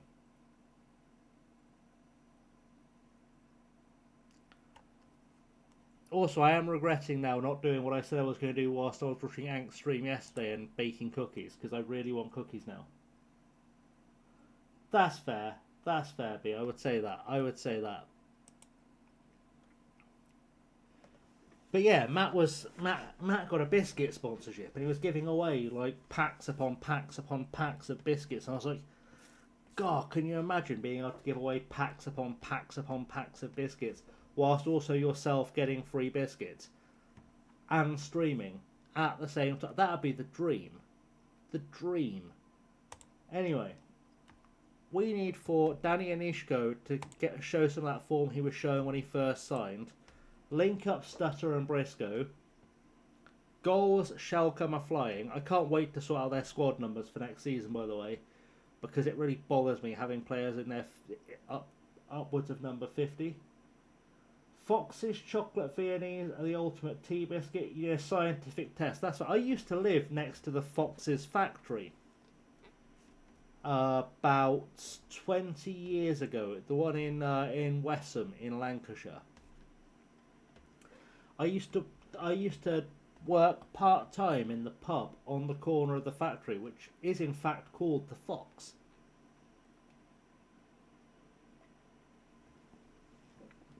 Or was called the Fox. It's probably a Tesco now, because that's how that tends to go. Danny Anishko's been crippled. Can we get a goal from this? Cahill stepping up. Apparently this is in Cahill territory. It's not far off. It's not far off. It was wild though, living next to the Fox's factory, because the whole village just smelt like biscuits all the time. Perfect dunked biscuit. The chocolate maintains the biscuit's integrity whilst it's in the tea. See, that's what we're looking for. We're looking for good biscuit integrity whilst it's in the tea. And that for me is why I don't think we should legally consider a rich tea a biscuit, because you can't call it, as Danny Anishko saws, you can't call it a rich tea biscuit if it falls apart the second it comes into contact with tea. That's not rich tea, that's failed. You failed at tea.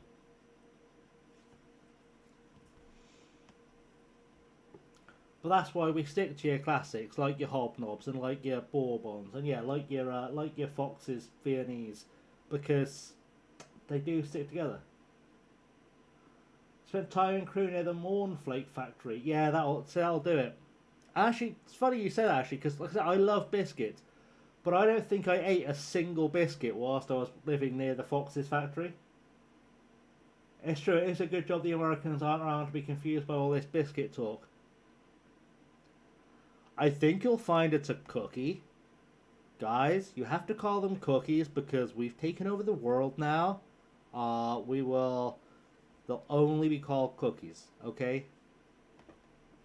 We'll have none of this tea stuff. You'll drink coffee, and you'll like it, and you'll get over it. Oh, Ronnie Stutter almost scored. We know biscuit means big twice. It's okay. It's all good. Make biscuits cookies again.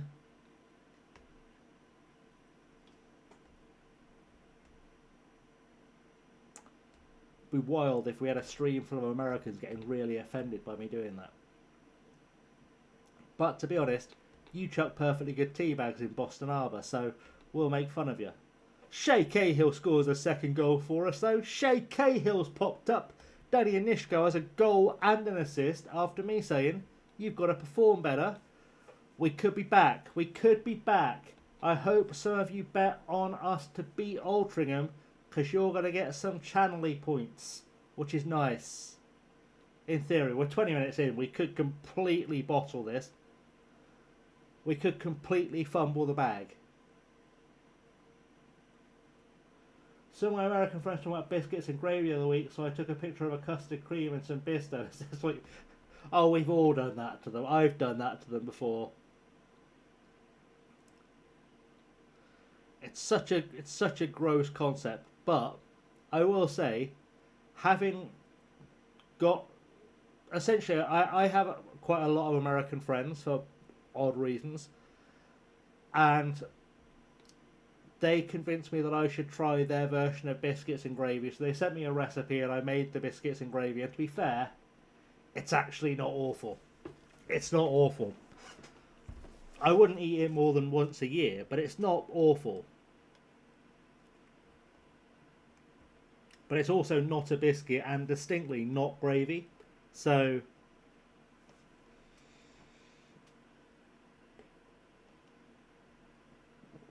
like, you can't just call those things those things. Those are words with specific meanings.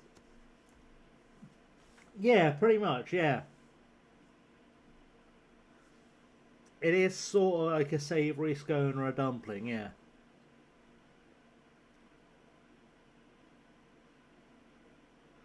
But yeah, like, oddly, a touch sweet as well. It's a really odd thing. Ronnie Stutter scores. We're on fire. We've got goals from Ronnie Stutter and from Shay Cahill in the same match. My first culture shock when I got to Canada was getting a sandwich and being asked, what kind of cheese would you like, white or yellow?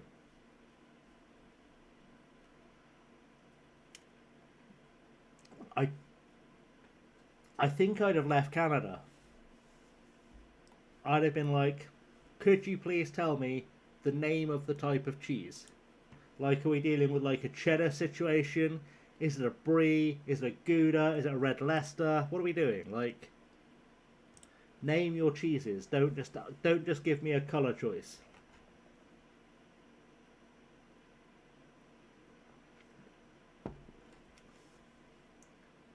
You found an Italian store with the best cheese selection ever. Outstanding stuff. I always like doing the American cheese test. So we all have someone in our lives who for some reason really enjoys American cheese. My mother really enjoys American cheese. And I love it when you take out one of those little stupid slices and you hold a lighter under it and you go, look, this is literally burning, it doesn't even melt, it's not cheese, it is plastic. And she's like, it's not plastic, it's just made differently. So I got a biro and put a lighter under that as well, and it burned and smelled exactly the same as the horrible plasticky cheese shit. Like, basically what we're learning is we need to have a chat with our friends in America. Like a serious heart to heart and go, look guys, you've got to stop calling things that aren't those things the names of those things. Your cheese is in fact a type of plastic. Your biscuits are in fact a type of scone. Your gravy is in fact just not gravy. Could you sort it out? You're sort of embarrassing us all. Just have a little chat with them. Like just let them know. We are somehow playing better without Dion Conroy in the team, but I am going to have to put him on the pitch because we've got some tired legs out there. Mullins isn't performing, and I feel like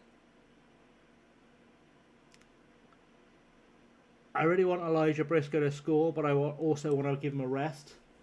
Their football's still football, though, so they saw that. I mean, that's fair, I suppose. That's fair.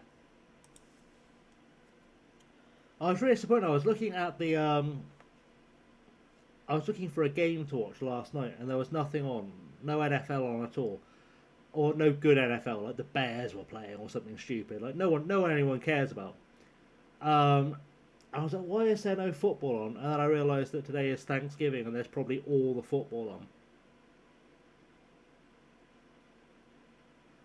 Which, you know, I'm not necessarily planning on staying up and watching a game tonight as Reed comes back at us.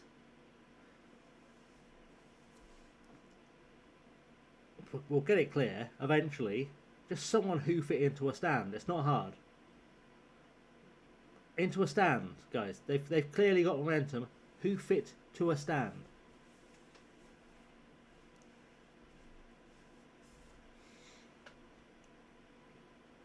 I actually somehow have watched none of the NFL this season, which is rare for me. It's really rare that I've seen not one single NFL game this season. So I have no idea who is currently good and who isn't. Oh, Ronnie, come on, buddy.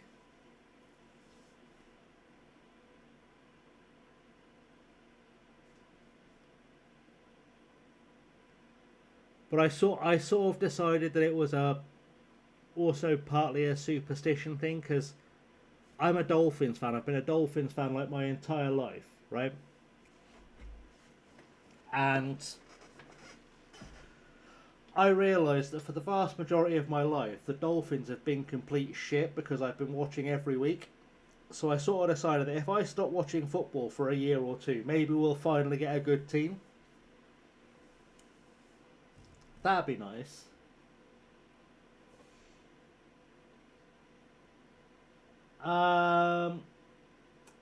In the UK, football is on Channel 5 now.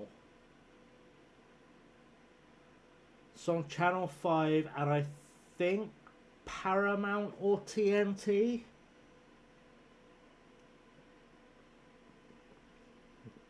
I know there is at least one live game on Channel 5 every week.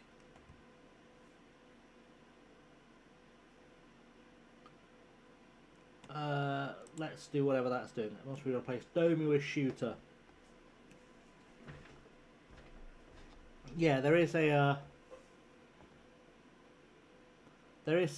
NFL coverage on TV, but I've got the Sportsfire app on my TV, so I'll just watch it illegally because why not? Ronnie Stutter almost had a second goal then. It's a little bit crazy how I was waiting forever for Briscoe to start scoring.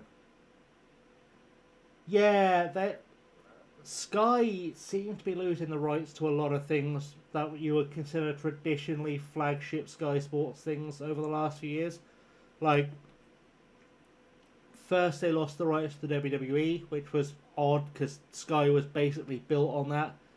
And now the NFL, and they had the NHL at one stage and lost that. As Danny Onishko gets on the score sheet, happy days. They lost something else. Well, Rugby Super League, maybe? I know they lost one of the big rugby things. And I think they lost one of the big golf things as well. But I don't watch golf because for me it's a sport you play, not spectate. Obviously, the Saskatchewan Roughriders Grey Cup win was the biggest football story so far this year. Indeed, were the Rough Riders playing the Rough Riders? Was it Rough Riders against Rough Riders again?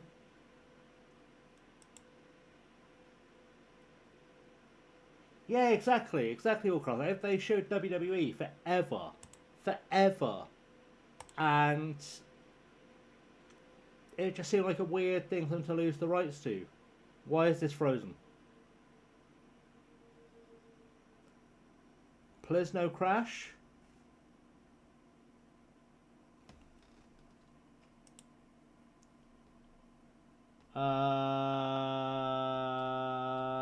Against the Montreal Alouettes. Oh, and BT picked up the rights. I was so confused. Yeah, and now it's on Netflix, which is fine, I suppose. I have no idea what happened there, by the way. It just decided to go black screen, and then I don't even know if we can get back to the main screen at this point. It feels like it's soft crashing the game, which would not be ideal because I don't remember the last time it saved. There we go. Right, I think we're back in business. I think we're back. Classy Cahill on form for Hemel Hempstead. Well done, sir.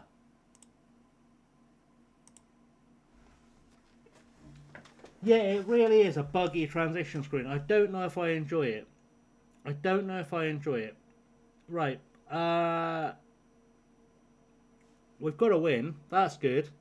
Where are Buxton, our next opponents into league? Buxton are 19th. Leamington are 21st. Where were Altrincham? Were Altrincham above us? No. Maybe. Yeah, they were. Morecambe should be there or thereabouts too. And then Macclesfield are definitely above. Okay, we can still fight our way back to the comfortable third. I think, and then Shields and Fylde are going to run away with the league. That's sort of how that's going to go, isn't it? Okay. So, what time are we saying? It's midnight. Okay. So, I think we're going to do one more match. Our unbeaten home run is 10 matches. Oh, no, that's Hereford. Yeah, I think we'll do one more match here. Obviously, figuring how to prioritise the load while keeping player engaged because they keep tweaking that transition. Yeah, that's true. Yeah, we'll do one more game and then I will switch over to some zombies for a little while. I think is the plan. Just because it's nice for the people who watch the VODs to have a solid month block to watch. I think that's probably the plan. Plus, it lets me do something other than FM today because I have been also progressing through a save in Albania for a video for the channel, and I feel like I've been going a little bit kind of cross-eyed with it.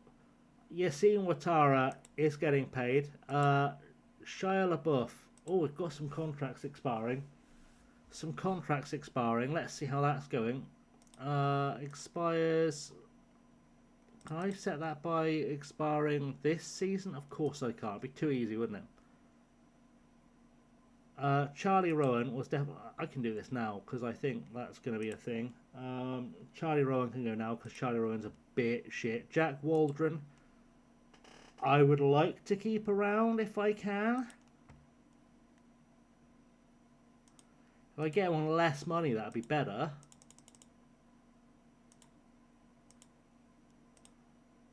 Or any money. Come on, bud. You're not gonna big time me. There you go. Oh dear, Bulgaria, you naughty people. Ireland women under 19s versus Sweden in a qualifier in Bulgaria. Bulgarians play God Save the King for the Irish. Wowzers. That's an error. That's quite the error. We did win the last game, Liam. In fact, we won 4-0. We won 4-0 against Altrincham. And we witnessed some miracles because Ronnie Stutter and Shay Cahill both scored in the same match.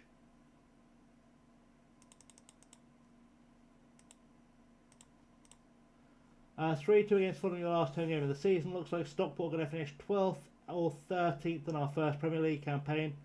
Still with 5 players with you since day one. That's quite impressive work. That's strong. It has been a long time since I have taken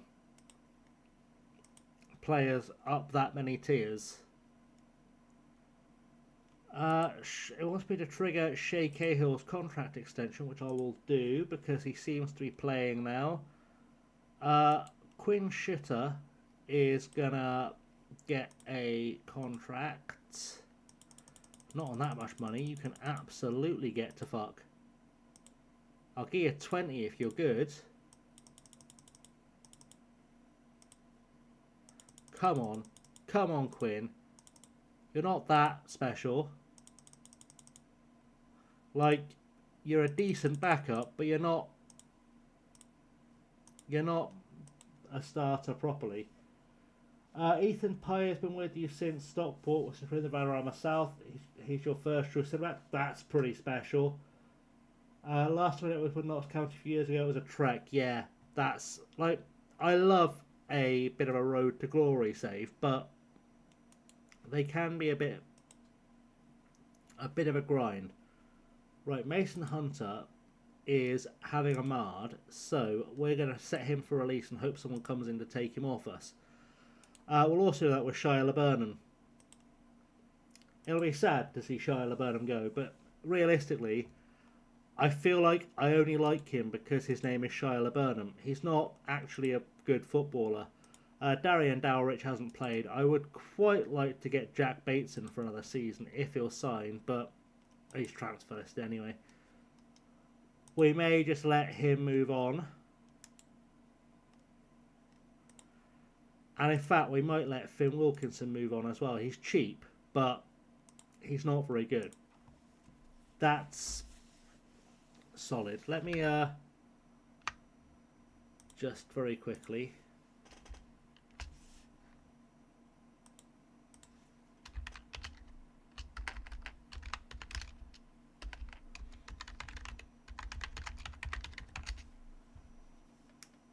Just want to have a quick check to see what was happening in the Nuffle.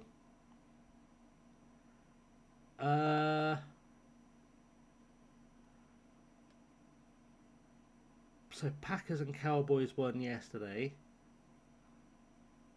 Oh, I've got to do math. It's Sunday. It's fine. I don't have to worry about. I worry about watching any football until Sunday because the Dolphins don't play until Sunday.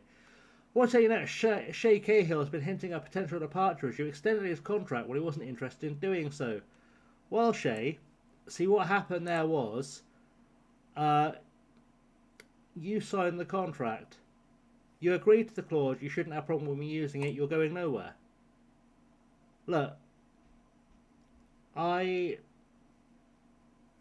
get that you're frustrated, but also you agreed to the contract, Shea. Piss off. You should frankly be grateful you're still here.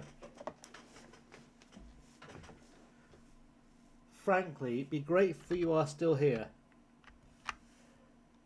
Liam, did anyone win the Gambly Bobs?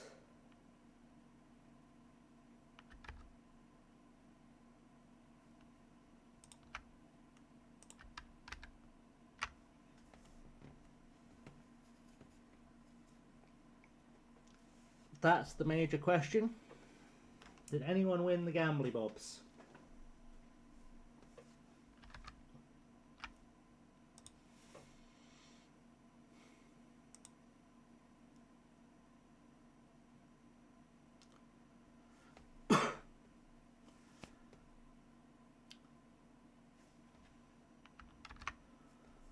We are still somehow the second most popular English language stream on Twitch right now. That's wild to me. Admittedly, the benchmark to beat at this time of night is 29. But it is what it is. We've got some repayments to it. Did you restructure our debt, Simon? Did you restructure our debt without me noticing?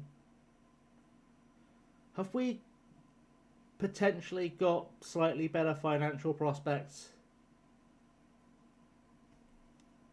And if so, can we continue having slightly better financial prospects? Because that would be good.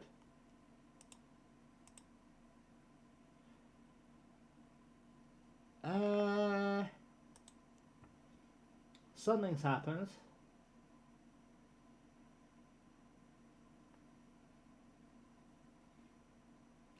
Something's happened.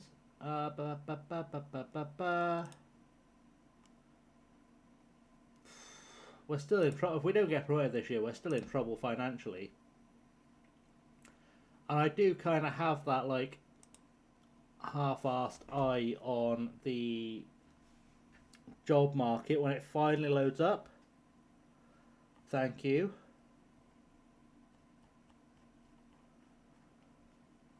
Because there are some interesting jobs out there. Viete would be interesting because they've got bags of cash. For some reason, when you load into a team in Tahiti, you get like £1 million a year in wage budget. It's wild. The board keep doing that. I thought it would help deal with the £8 million loan we had. It was completely clear, and the board took out a £32 million loan. Excellent. Excellent stuff. Well, I'm not really looking to move on. I just want to know what's out there and available. Or South Gower. That'd be crazy times. South Gower or Cumbran Town or Reus FC in Spain. That could be an interesting place to disappear to. Because I do feel like we will have to travel back outside England at some point. Oh, I saw injury and I panicked. I can't be having any more injuries on this save. But it looks like we're okay. It looks like we're okay for now.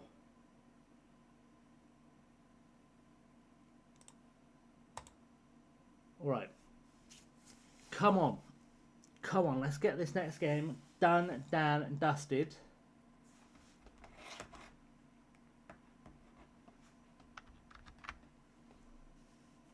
Oh. Brain's doing a brain thing.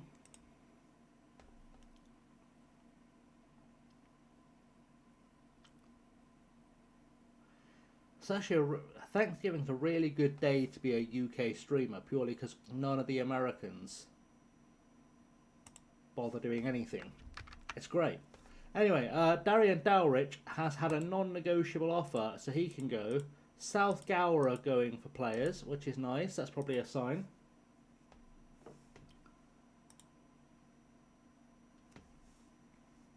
If Dowrich could move on, I might be able to actually afford... Oh, he's had his transfer cancelled, so I might be able to actually afford to bring in another player. But it's been cancelled for some reason. I don't know why it would be cancelled, but we'll find out. You're unhappy with Finley's loan. I've told you to recall him. Offers made for Toombs. You're Finn Toombs. Right, why has that been cancelled? The required paperwork was... Why wasn't it completed? You had, and this is true, an entire 11 and a quarter hours to get that paperwork done. That's on you. Offers made for Finn Toombs. Why are they just going through?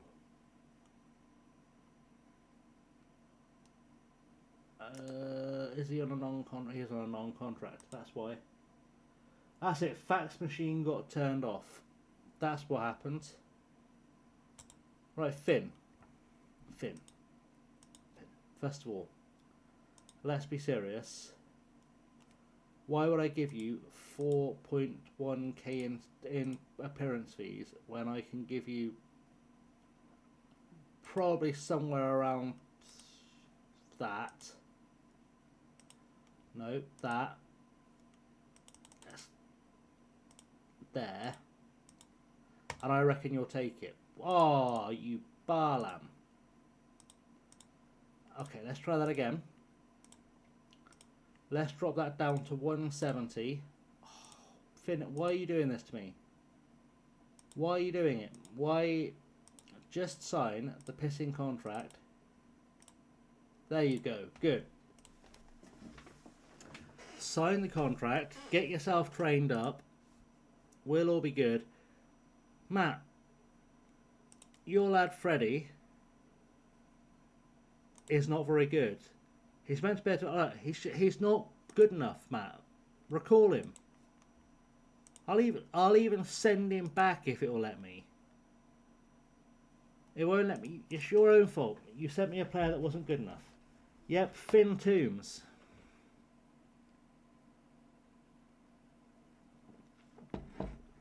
That's what he do.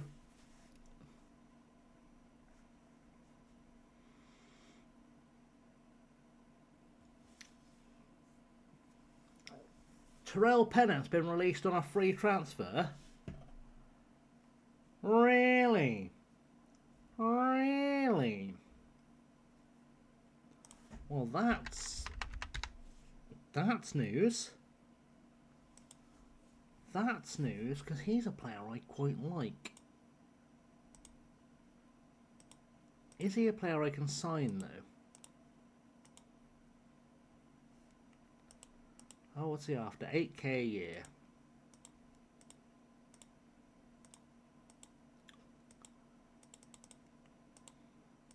It's probably not going to happen. Nope. Oh well. Oh, someone's bid for a player. Someone's coming in for Jack Bateson. I mean, I don't want him to go really, but he's unhappy, so I'm going to have to let him go just to fix that. But again, that does free up a bit of budget. So that could work out for the best.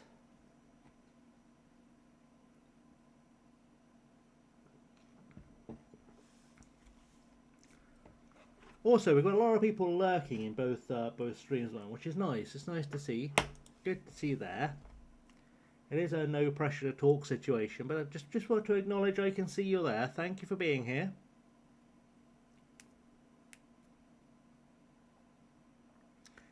Does help. It do be helping the channel to have you guys out there.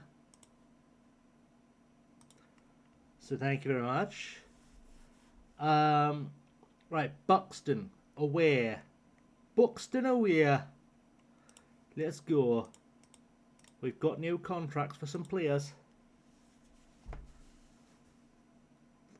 Hopefully we'll be able to turn this around. Turn this season around, lads. Let's get back above another team. Buxton have got a badge with a stag on a rock. I bet they're called the Stags. This is a thing I'd like them to take care of. Penniless Buxton are slight underdogs in what should prove a tightly contested affair against Minnow's Hemel Hempstead town, according to Her Football Hub, which is a website for women's football. Why are they reporting on this game? Why is that not a thing they've fixed? At least the players will be hydrated. Exactly. Exactly. Get that free water. Which definitely doesn't come out of a tap. Comes out of a spring. Above a sink.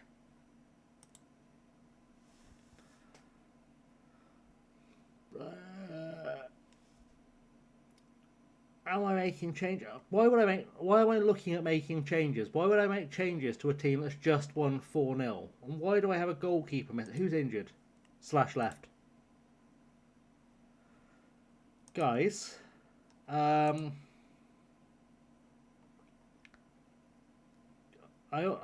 seem to have had some goalkeepers disappear. Pippa Kunu is going to have to come up and be our first team goalkeeper. Well, our first team reserve goalkeeper. That worries me. Yeah, I have players referred to as he. So yeah, it's definitely a thing. No, Liam, they weren't loans. I think I just didn't realise that they both got bought in the transfer window off of me because they weren't on real contracts. Saying yes, don't want the staff to be more granular. No club can truly be successful without an elite T-lady. That's true. I was saying that while I appreciate that they have put some separation to, like some kind of invisible wall to stop male and female staff crossing over into the opposite game because they wouldn't normally work there. In one of my offline saves that I was doing some experimenting with, tried to sign a female assistant manager from the WSL to come and be my assistant manager at the Real Madrid men's team, and she said no. And I appreciate that that's a separation in the game, but I don't think in real life any coach turns down a chance to coach at Real Madrid, male or female. I don't think that happens. I understand it realistically wouldn't happen, but I don't think that if I was to make that offer in real life, she would say no to it. If that makes sense.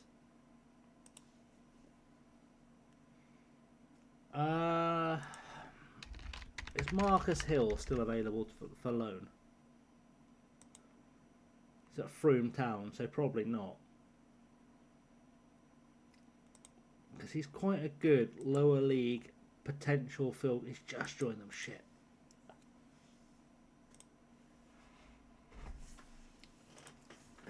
Oh well. We tried. That's fine. We'll survive with just those two goalkeepers. Okay, let's get this underway. For a guy that certain staff just don't want to cross over. Yeah, that's the thing. But it just seems to be like if they're established in the women's game, they don't cross over into the men's, and vice versa. Liam, do you want to do your thing with the whatsy with the Gambly do? In fact, Someone won some points for the prediction against Altrincham. Excellent. Let's do the completing prediction. Now I've figured out how that works. Wow. Are you sure win is the correct outcome? I am. Thank you. Good. Points for everyone. Right, let's start a prediction. We are playing Buxton. Win, lose or draw. Start prediction.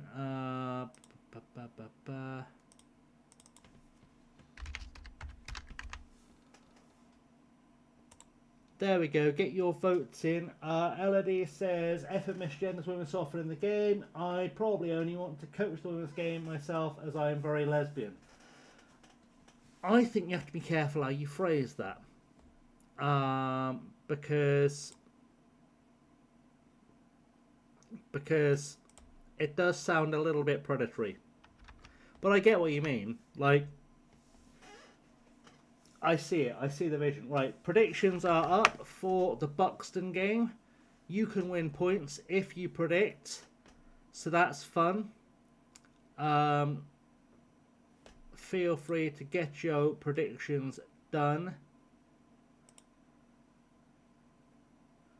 I can't predict on my own channel, which is nice. Yeah, the he's and the she's and the we's and the just the misgendering is horrendous throughout the game, to be honest. Someone's predicted a win. That's brave of you. Didn't let me close the other one because I protect. That's okay. That's okay. I figured out where the button was, so I can close things. That's good. Okay, I am feeling a win. I'm going to put win as my prediction, even though I can't vote on the prediction. So we're going to say win.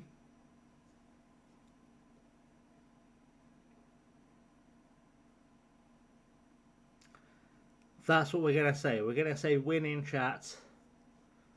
If the game loads. There we go. We got there.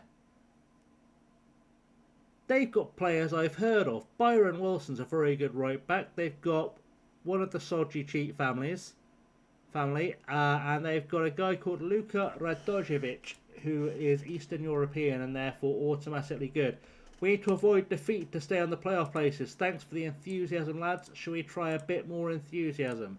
Let's get a bit fired up. Let's get some goals. We just did a 4-0. Let's do another 4-0. That'd be good. Also, because the media spotlight in the men's game is so bright that I doubt I could handle it outside the depths of the lower league. That's fair. That's fair. I mean, I love a camera, so I'd be fine with it. If anyone wants to make me manager of, I don't know, say a Premier League team with a massively underperforming manager, maybe somewhere on Merseyside, on a couple of mil a year, I'd be okay with that. I'd be okay. I'd be fine.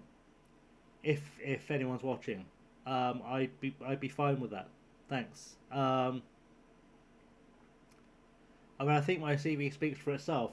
How many people are gonna put their name in the hat for a Liverpool job who've been fired in Greece? I'm just saying.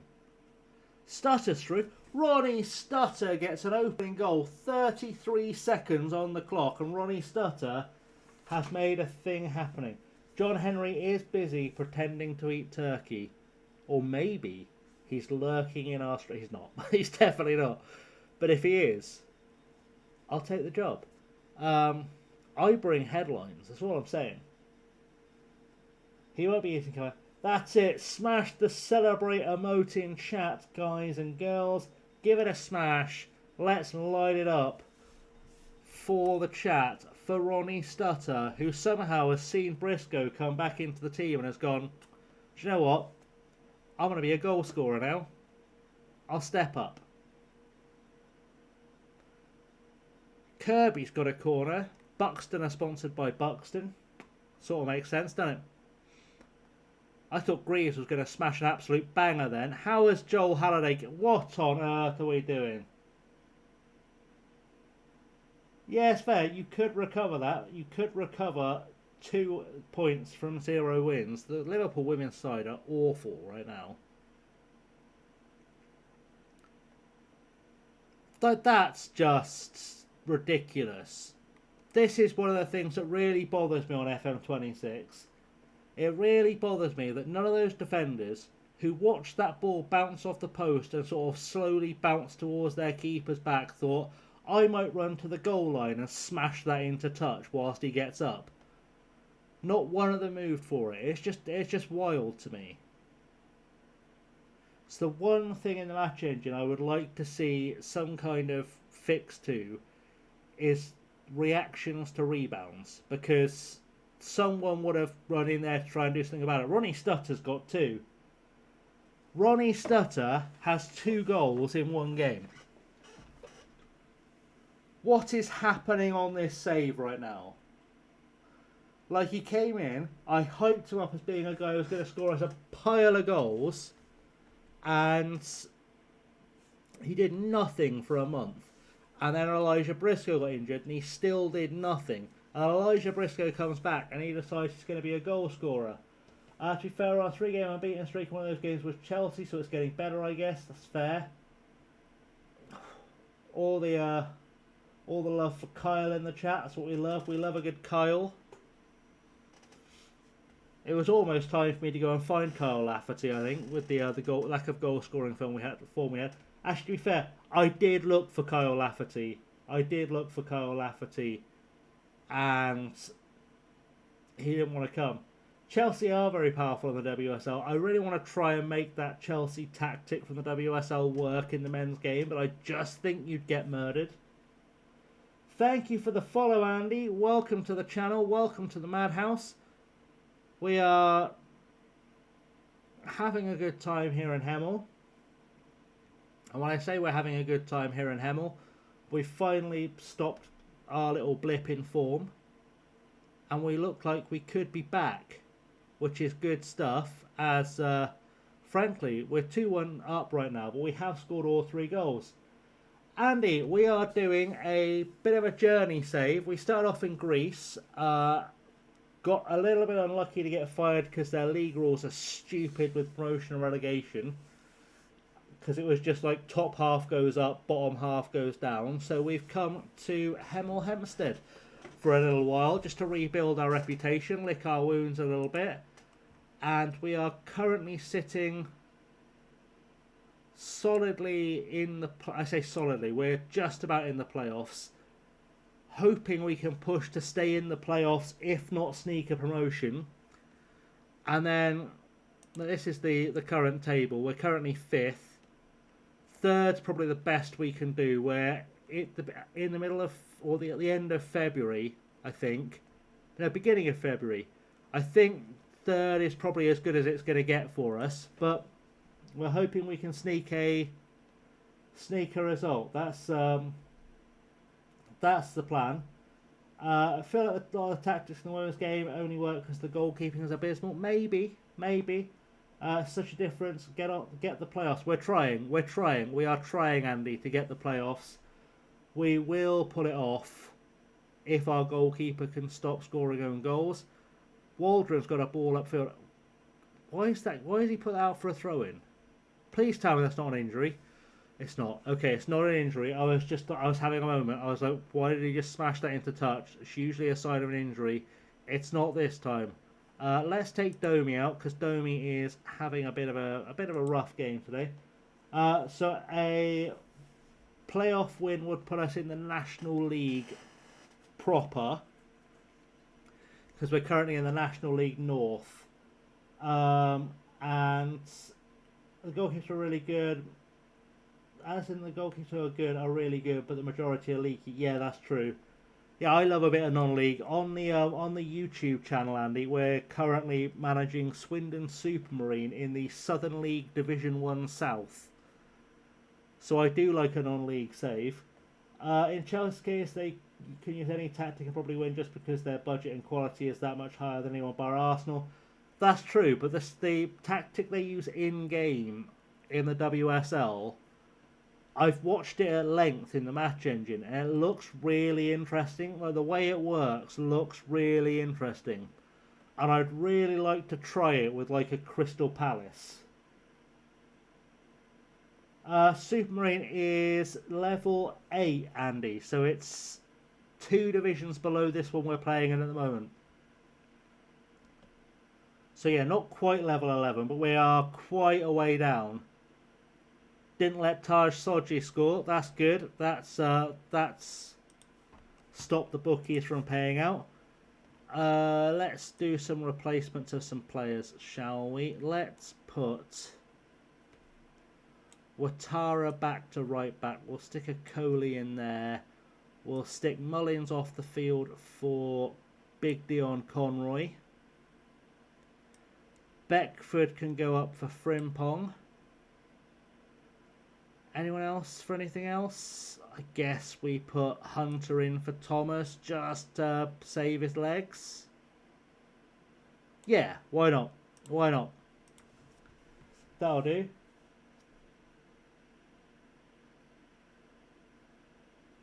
Super, yeah, they're level 8. Well, they were level 8 when we started, Liam. Yeah, they were in level 7. They got relegated last year.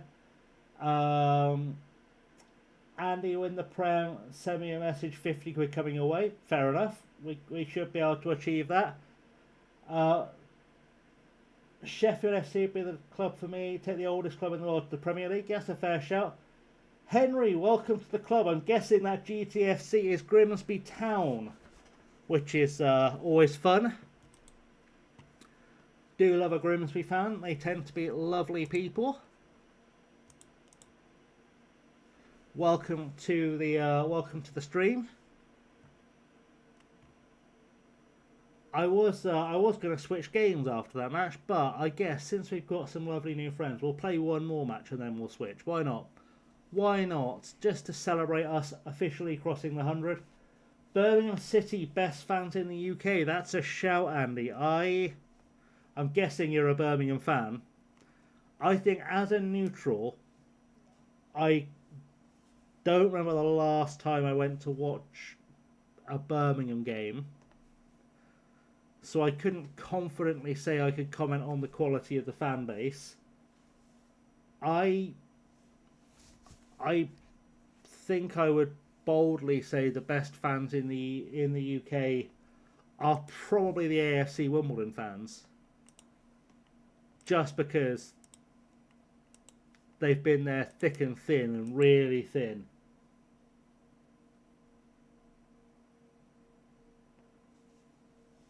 Blues fans are decent. I lived in Coventry for a decade. That's fair. We sing 10-0 up or 10-0 down. That's also fair. I mean, I would say as a Swindon fan, we sing for about 25 minutes of each half, and then we stop because for some reason our gaffer gets sad when we sing songs. We don't know why. We don't know why Ian Holloway doesn't like us singing songs. It's weird. But then it's also Ian Holloway, so you kind of just expect Ian Holloway things to happen. So, basically.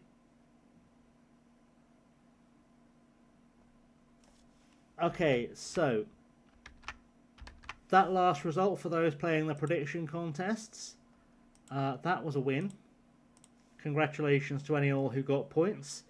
I think the Bury and Macclesfield fans probably seen a lot. That's true. They have. Ollie did do bits with Blackpool. He's done bits with us, to be fair. But I can't say he hasn't. He hasn't done bits with us either. Let's do one last prediction for the next game. Will we beat Leamington? That's going to be the prediction game for the last match of the stream. Or of the FM portion of the stream, I should say. Charlie, why are you coming to me because you haven't... Charlie, just go. Just go. I've already set you for release. Like, what are you handing a transfer request for? Yeah, he got mad at us for singing that we're top of the league, which is wild because we were in fact top of the league. And if you can't celebrate that when it's been forever since we were top of the league, it's been what? 10 years, maybe, since we were officially top of the league non-COVID. Like, we're going to celebrate it. But, you know, he's also built HMS Pistol League in League 2, so... I won't hold it against him too much as long as he wins League 2.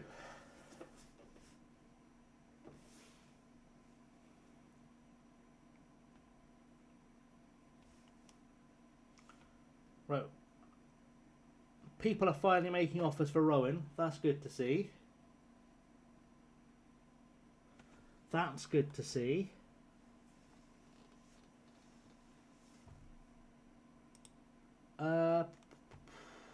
Right. View all offers. It's time to say goodbye.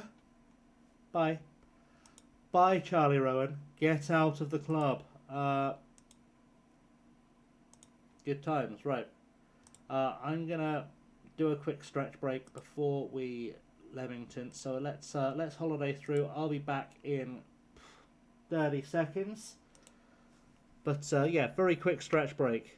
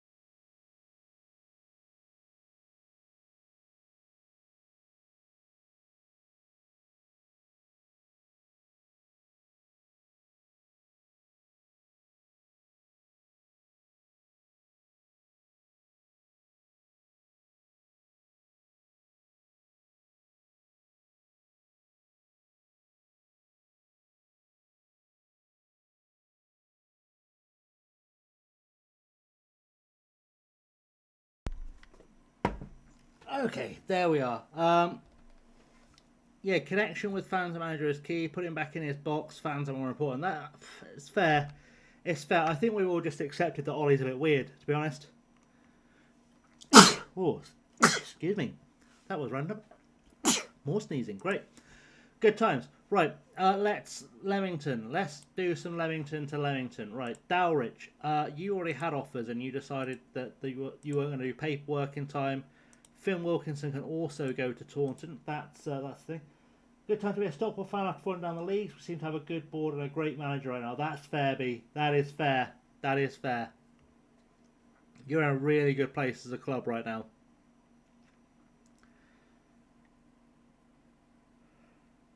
And to be fair to them as well, it's kind of being a director at a club like Stockport in some ways is a bit. Dave Challoner was Stockport's captain back in 04. It's kind of a bit of a thankless task in terms of, obviously the fans are grateful and all that kind of stuff, but I mean in terms of, it's very hard with a club like Stockport commercially, I think, just because you're so close to two massive clubs that it must be really hard to get people through the doors.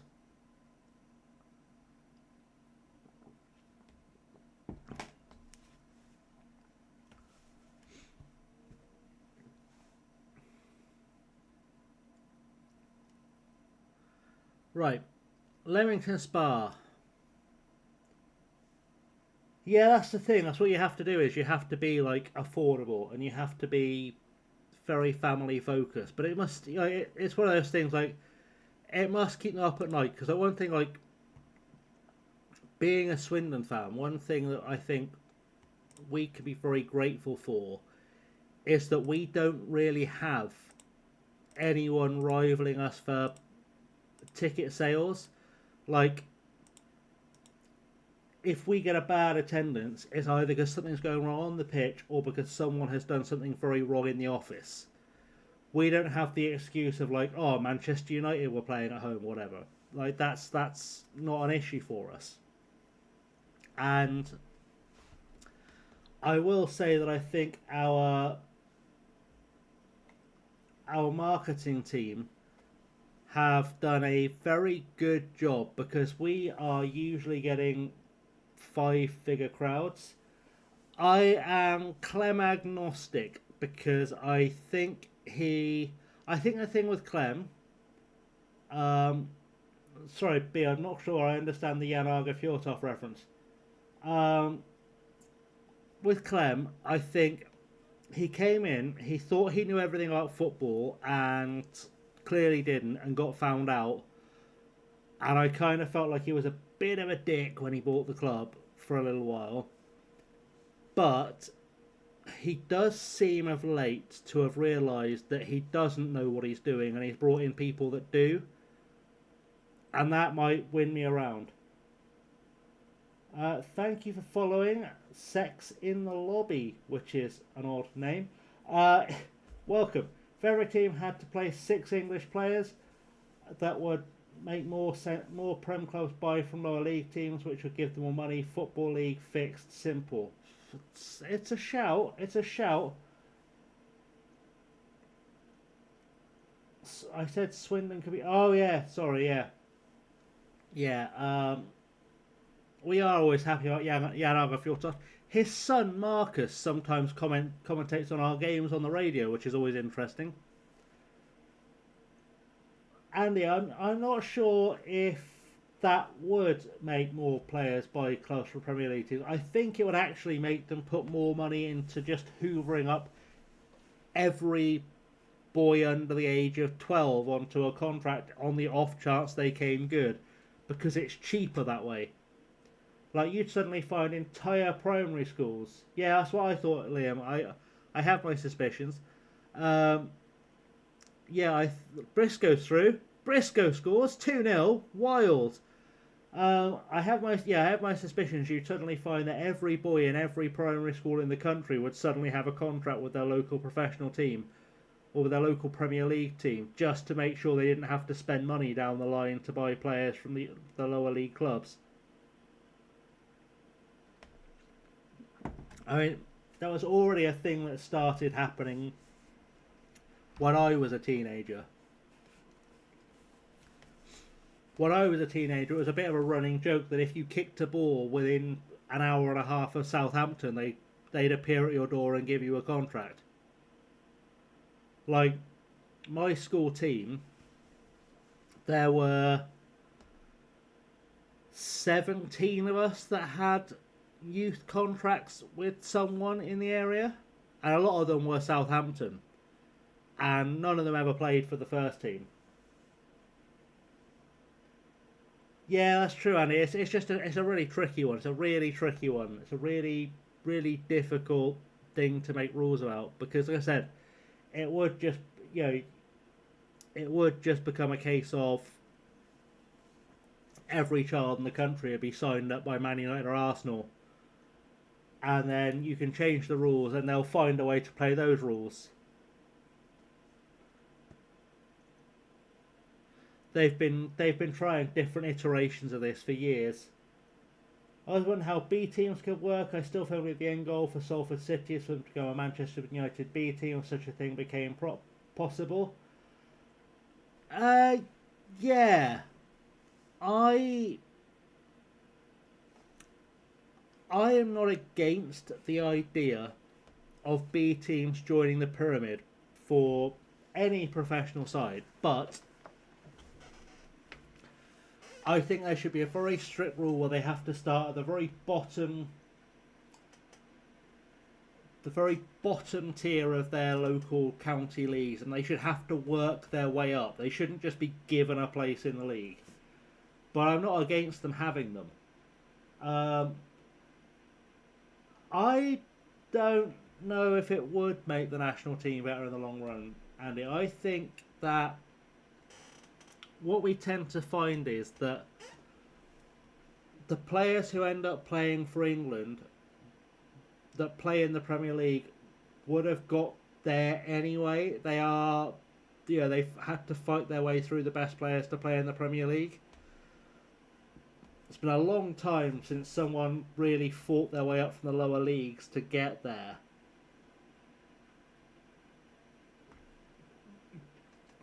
And yes, only that is in fact how Southampton tried running their youth academy. They just had every player within an hour and a half signed up. It was wild. It probably wasn't every player, but it bloody felt like it. Like I said, they probably had 8 of my teammates at school. What is this?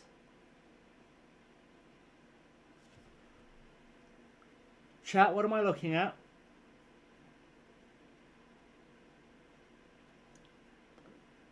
Is this really foggy? Is this supposed to be fog? It might be, because I can sort of see a stand in the background, but this doesn't really help with the managing the game, because I can't see what's happening. I can't see what... is there a setting for this? Can I turn this off?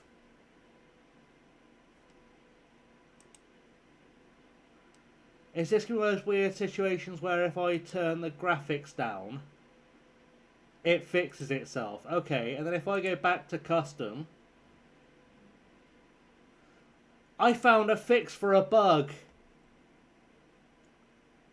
We found a fix for the bug. Why is the goalkeeper up front? I don't know.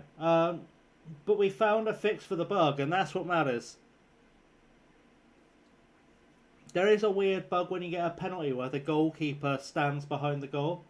Yeah, I don't know why I had to do that to fix it, but at least we found a fix, because that's happened before when we've been live. And I couldn't work out how to fix it. I just kind of got the inspiration of, is there a way to turn it off? Because I also know that if you find you've got games that rain all the time, apparently if you put the graphics settings down, it turns the rain off.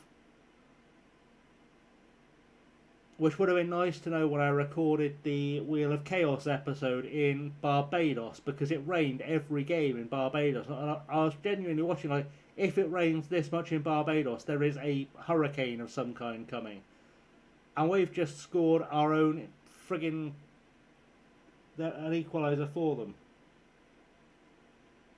But yeah, that's good. That's good. Right, we fixed the graphics anyway. But that's nice. We fixed the graphics for now. And now I've got to try and battle us back from terms after being 2 goals up. Which probably means I've got to take off both our centre-halves again and Ouattara. Yeah, damn it, team. All my points are riding on this. They are. They are riding on this. It's a save. It's a save. But, yeah. It's going to be kind of that defensive midfield 3 coming out. And then we'll do that in a second. If we concede here, it'll be heartbreaking. I need a save idea. Doing Brighton v Bournemouth by some, but I need a solo one. Bear with, because I was just about to make some subs anyway. This is a good time for some shameless self-promo. But let me... I may have a thing for you. If I can find it. Why do I put out so much bloody content? Why do I put out so much content, chat? Why do I do this to myself?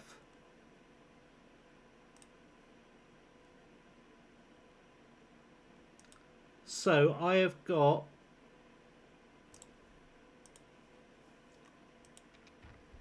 that video for save ideas, and I have got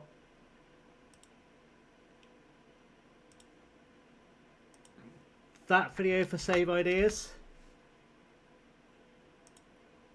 and I have got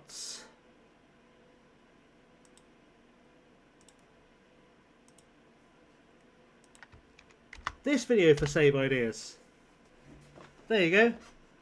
It is 1:15 Warcraft. Have a good night. We'll see you very soon. Do stop by again. It's been lovely having you here. And get a good night's sleep. Do get a good night's sleep. It's important. It's important to get a good night's sleep, because that's how you grow to be a full-size grown-up or whatever. I mean, you're probably already a full-size grown-up, let's be honest. But, you know, it's nice to think that you could get an extra couple of inches without having to click on a dodgy advert. But yeah, there we go. I've chucked a few links. I've got at least 3 ideas or video ideas of saves on my channel. There's probably more. That's just the 3 I could find. But I regularly look at my channel back end and go, I make far too much content. I've got to be up there in terms of numbers of videos put out per year on FM.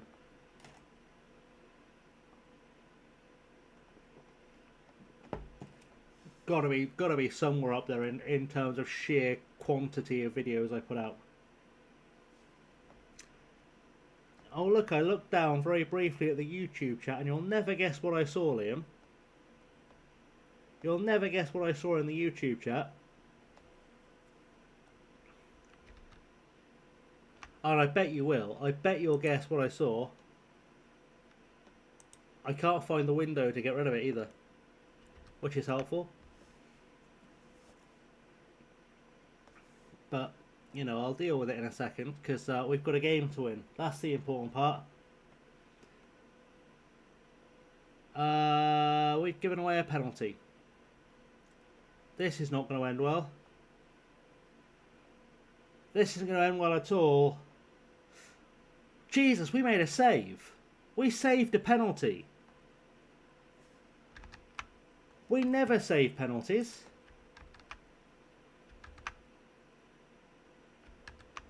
What just happened?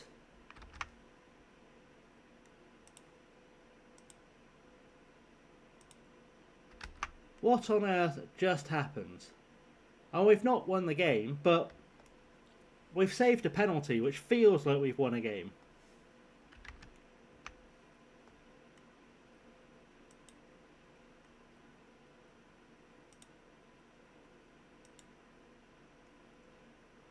That's good, that's good. Let's hit all my buttons. Excellent, right. That was the YouTube chat sorted out.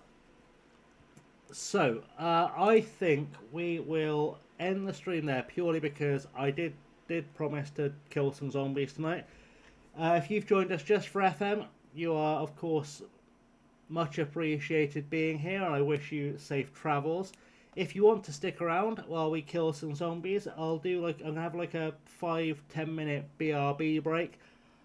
But because I will be ending the YouTube chat, and thank you to those watching on YouTube, I will end the YouTube stream now. Thank you very much for watching. I can then get all my stuff set up whilst I do that, and I'll even have some music playing in the background, because I should be able to make that a thing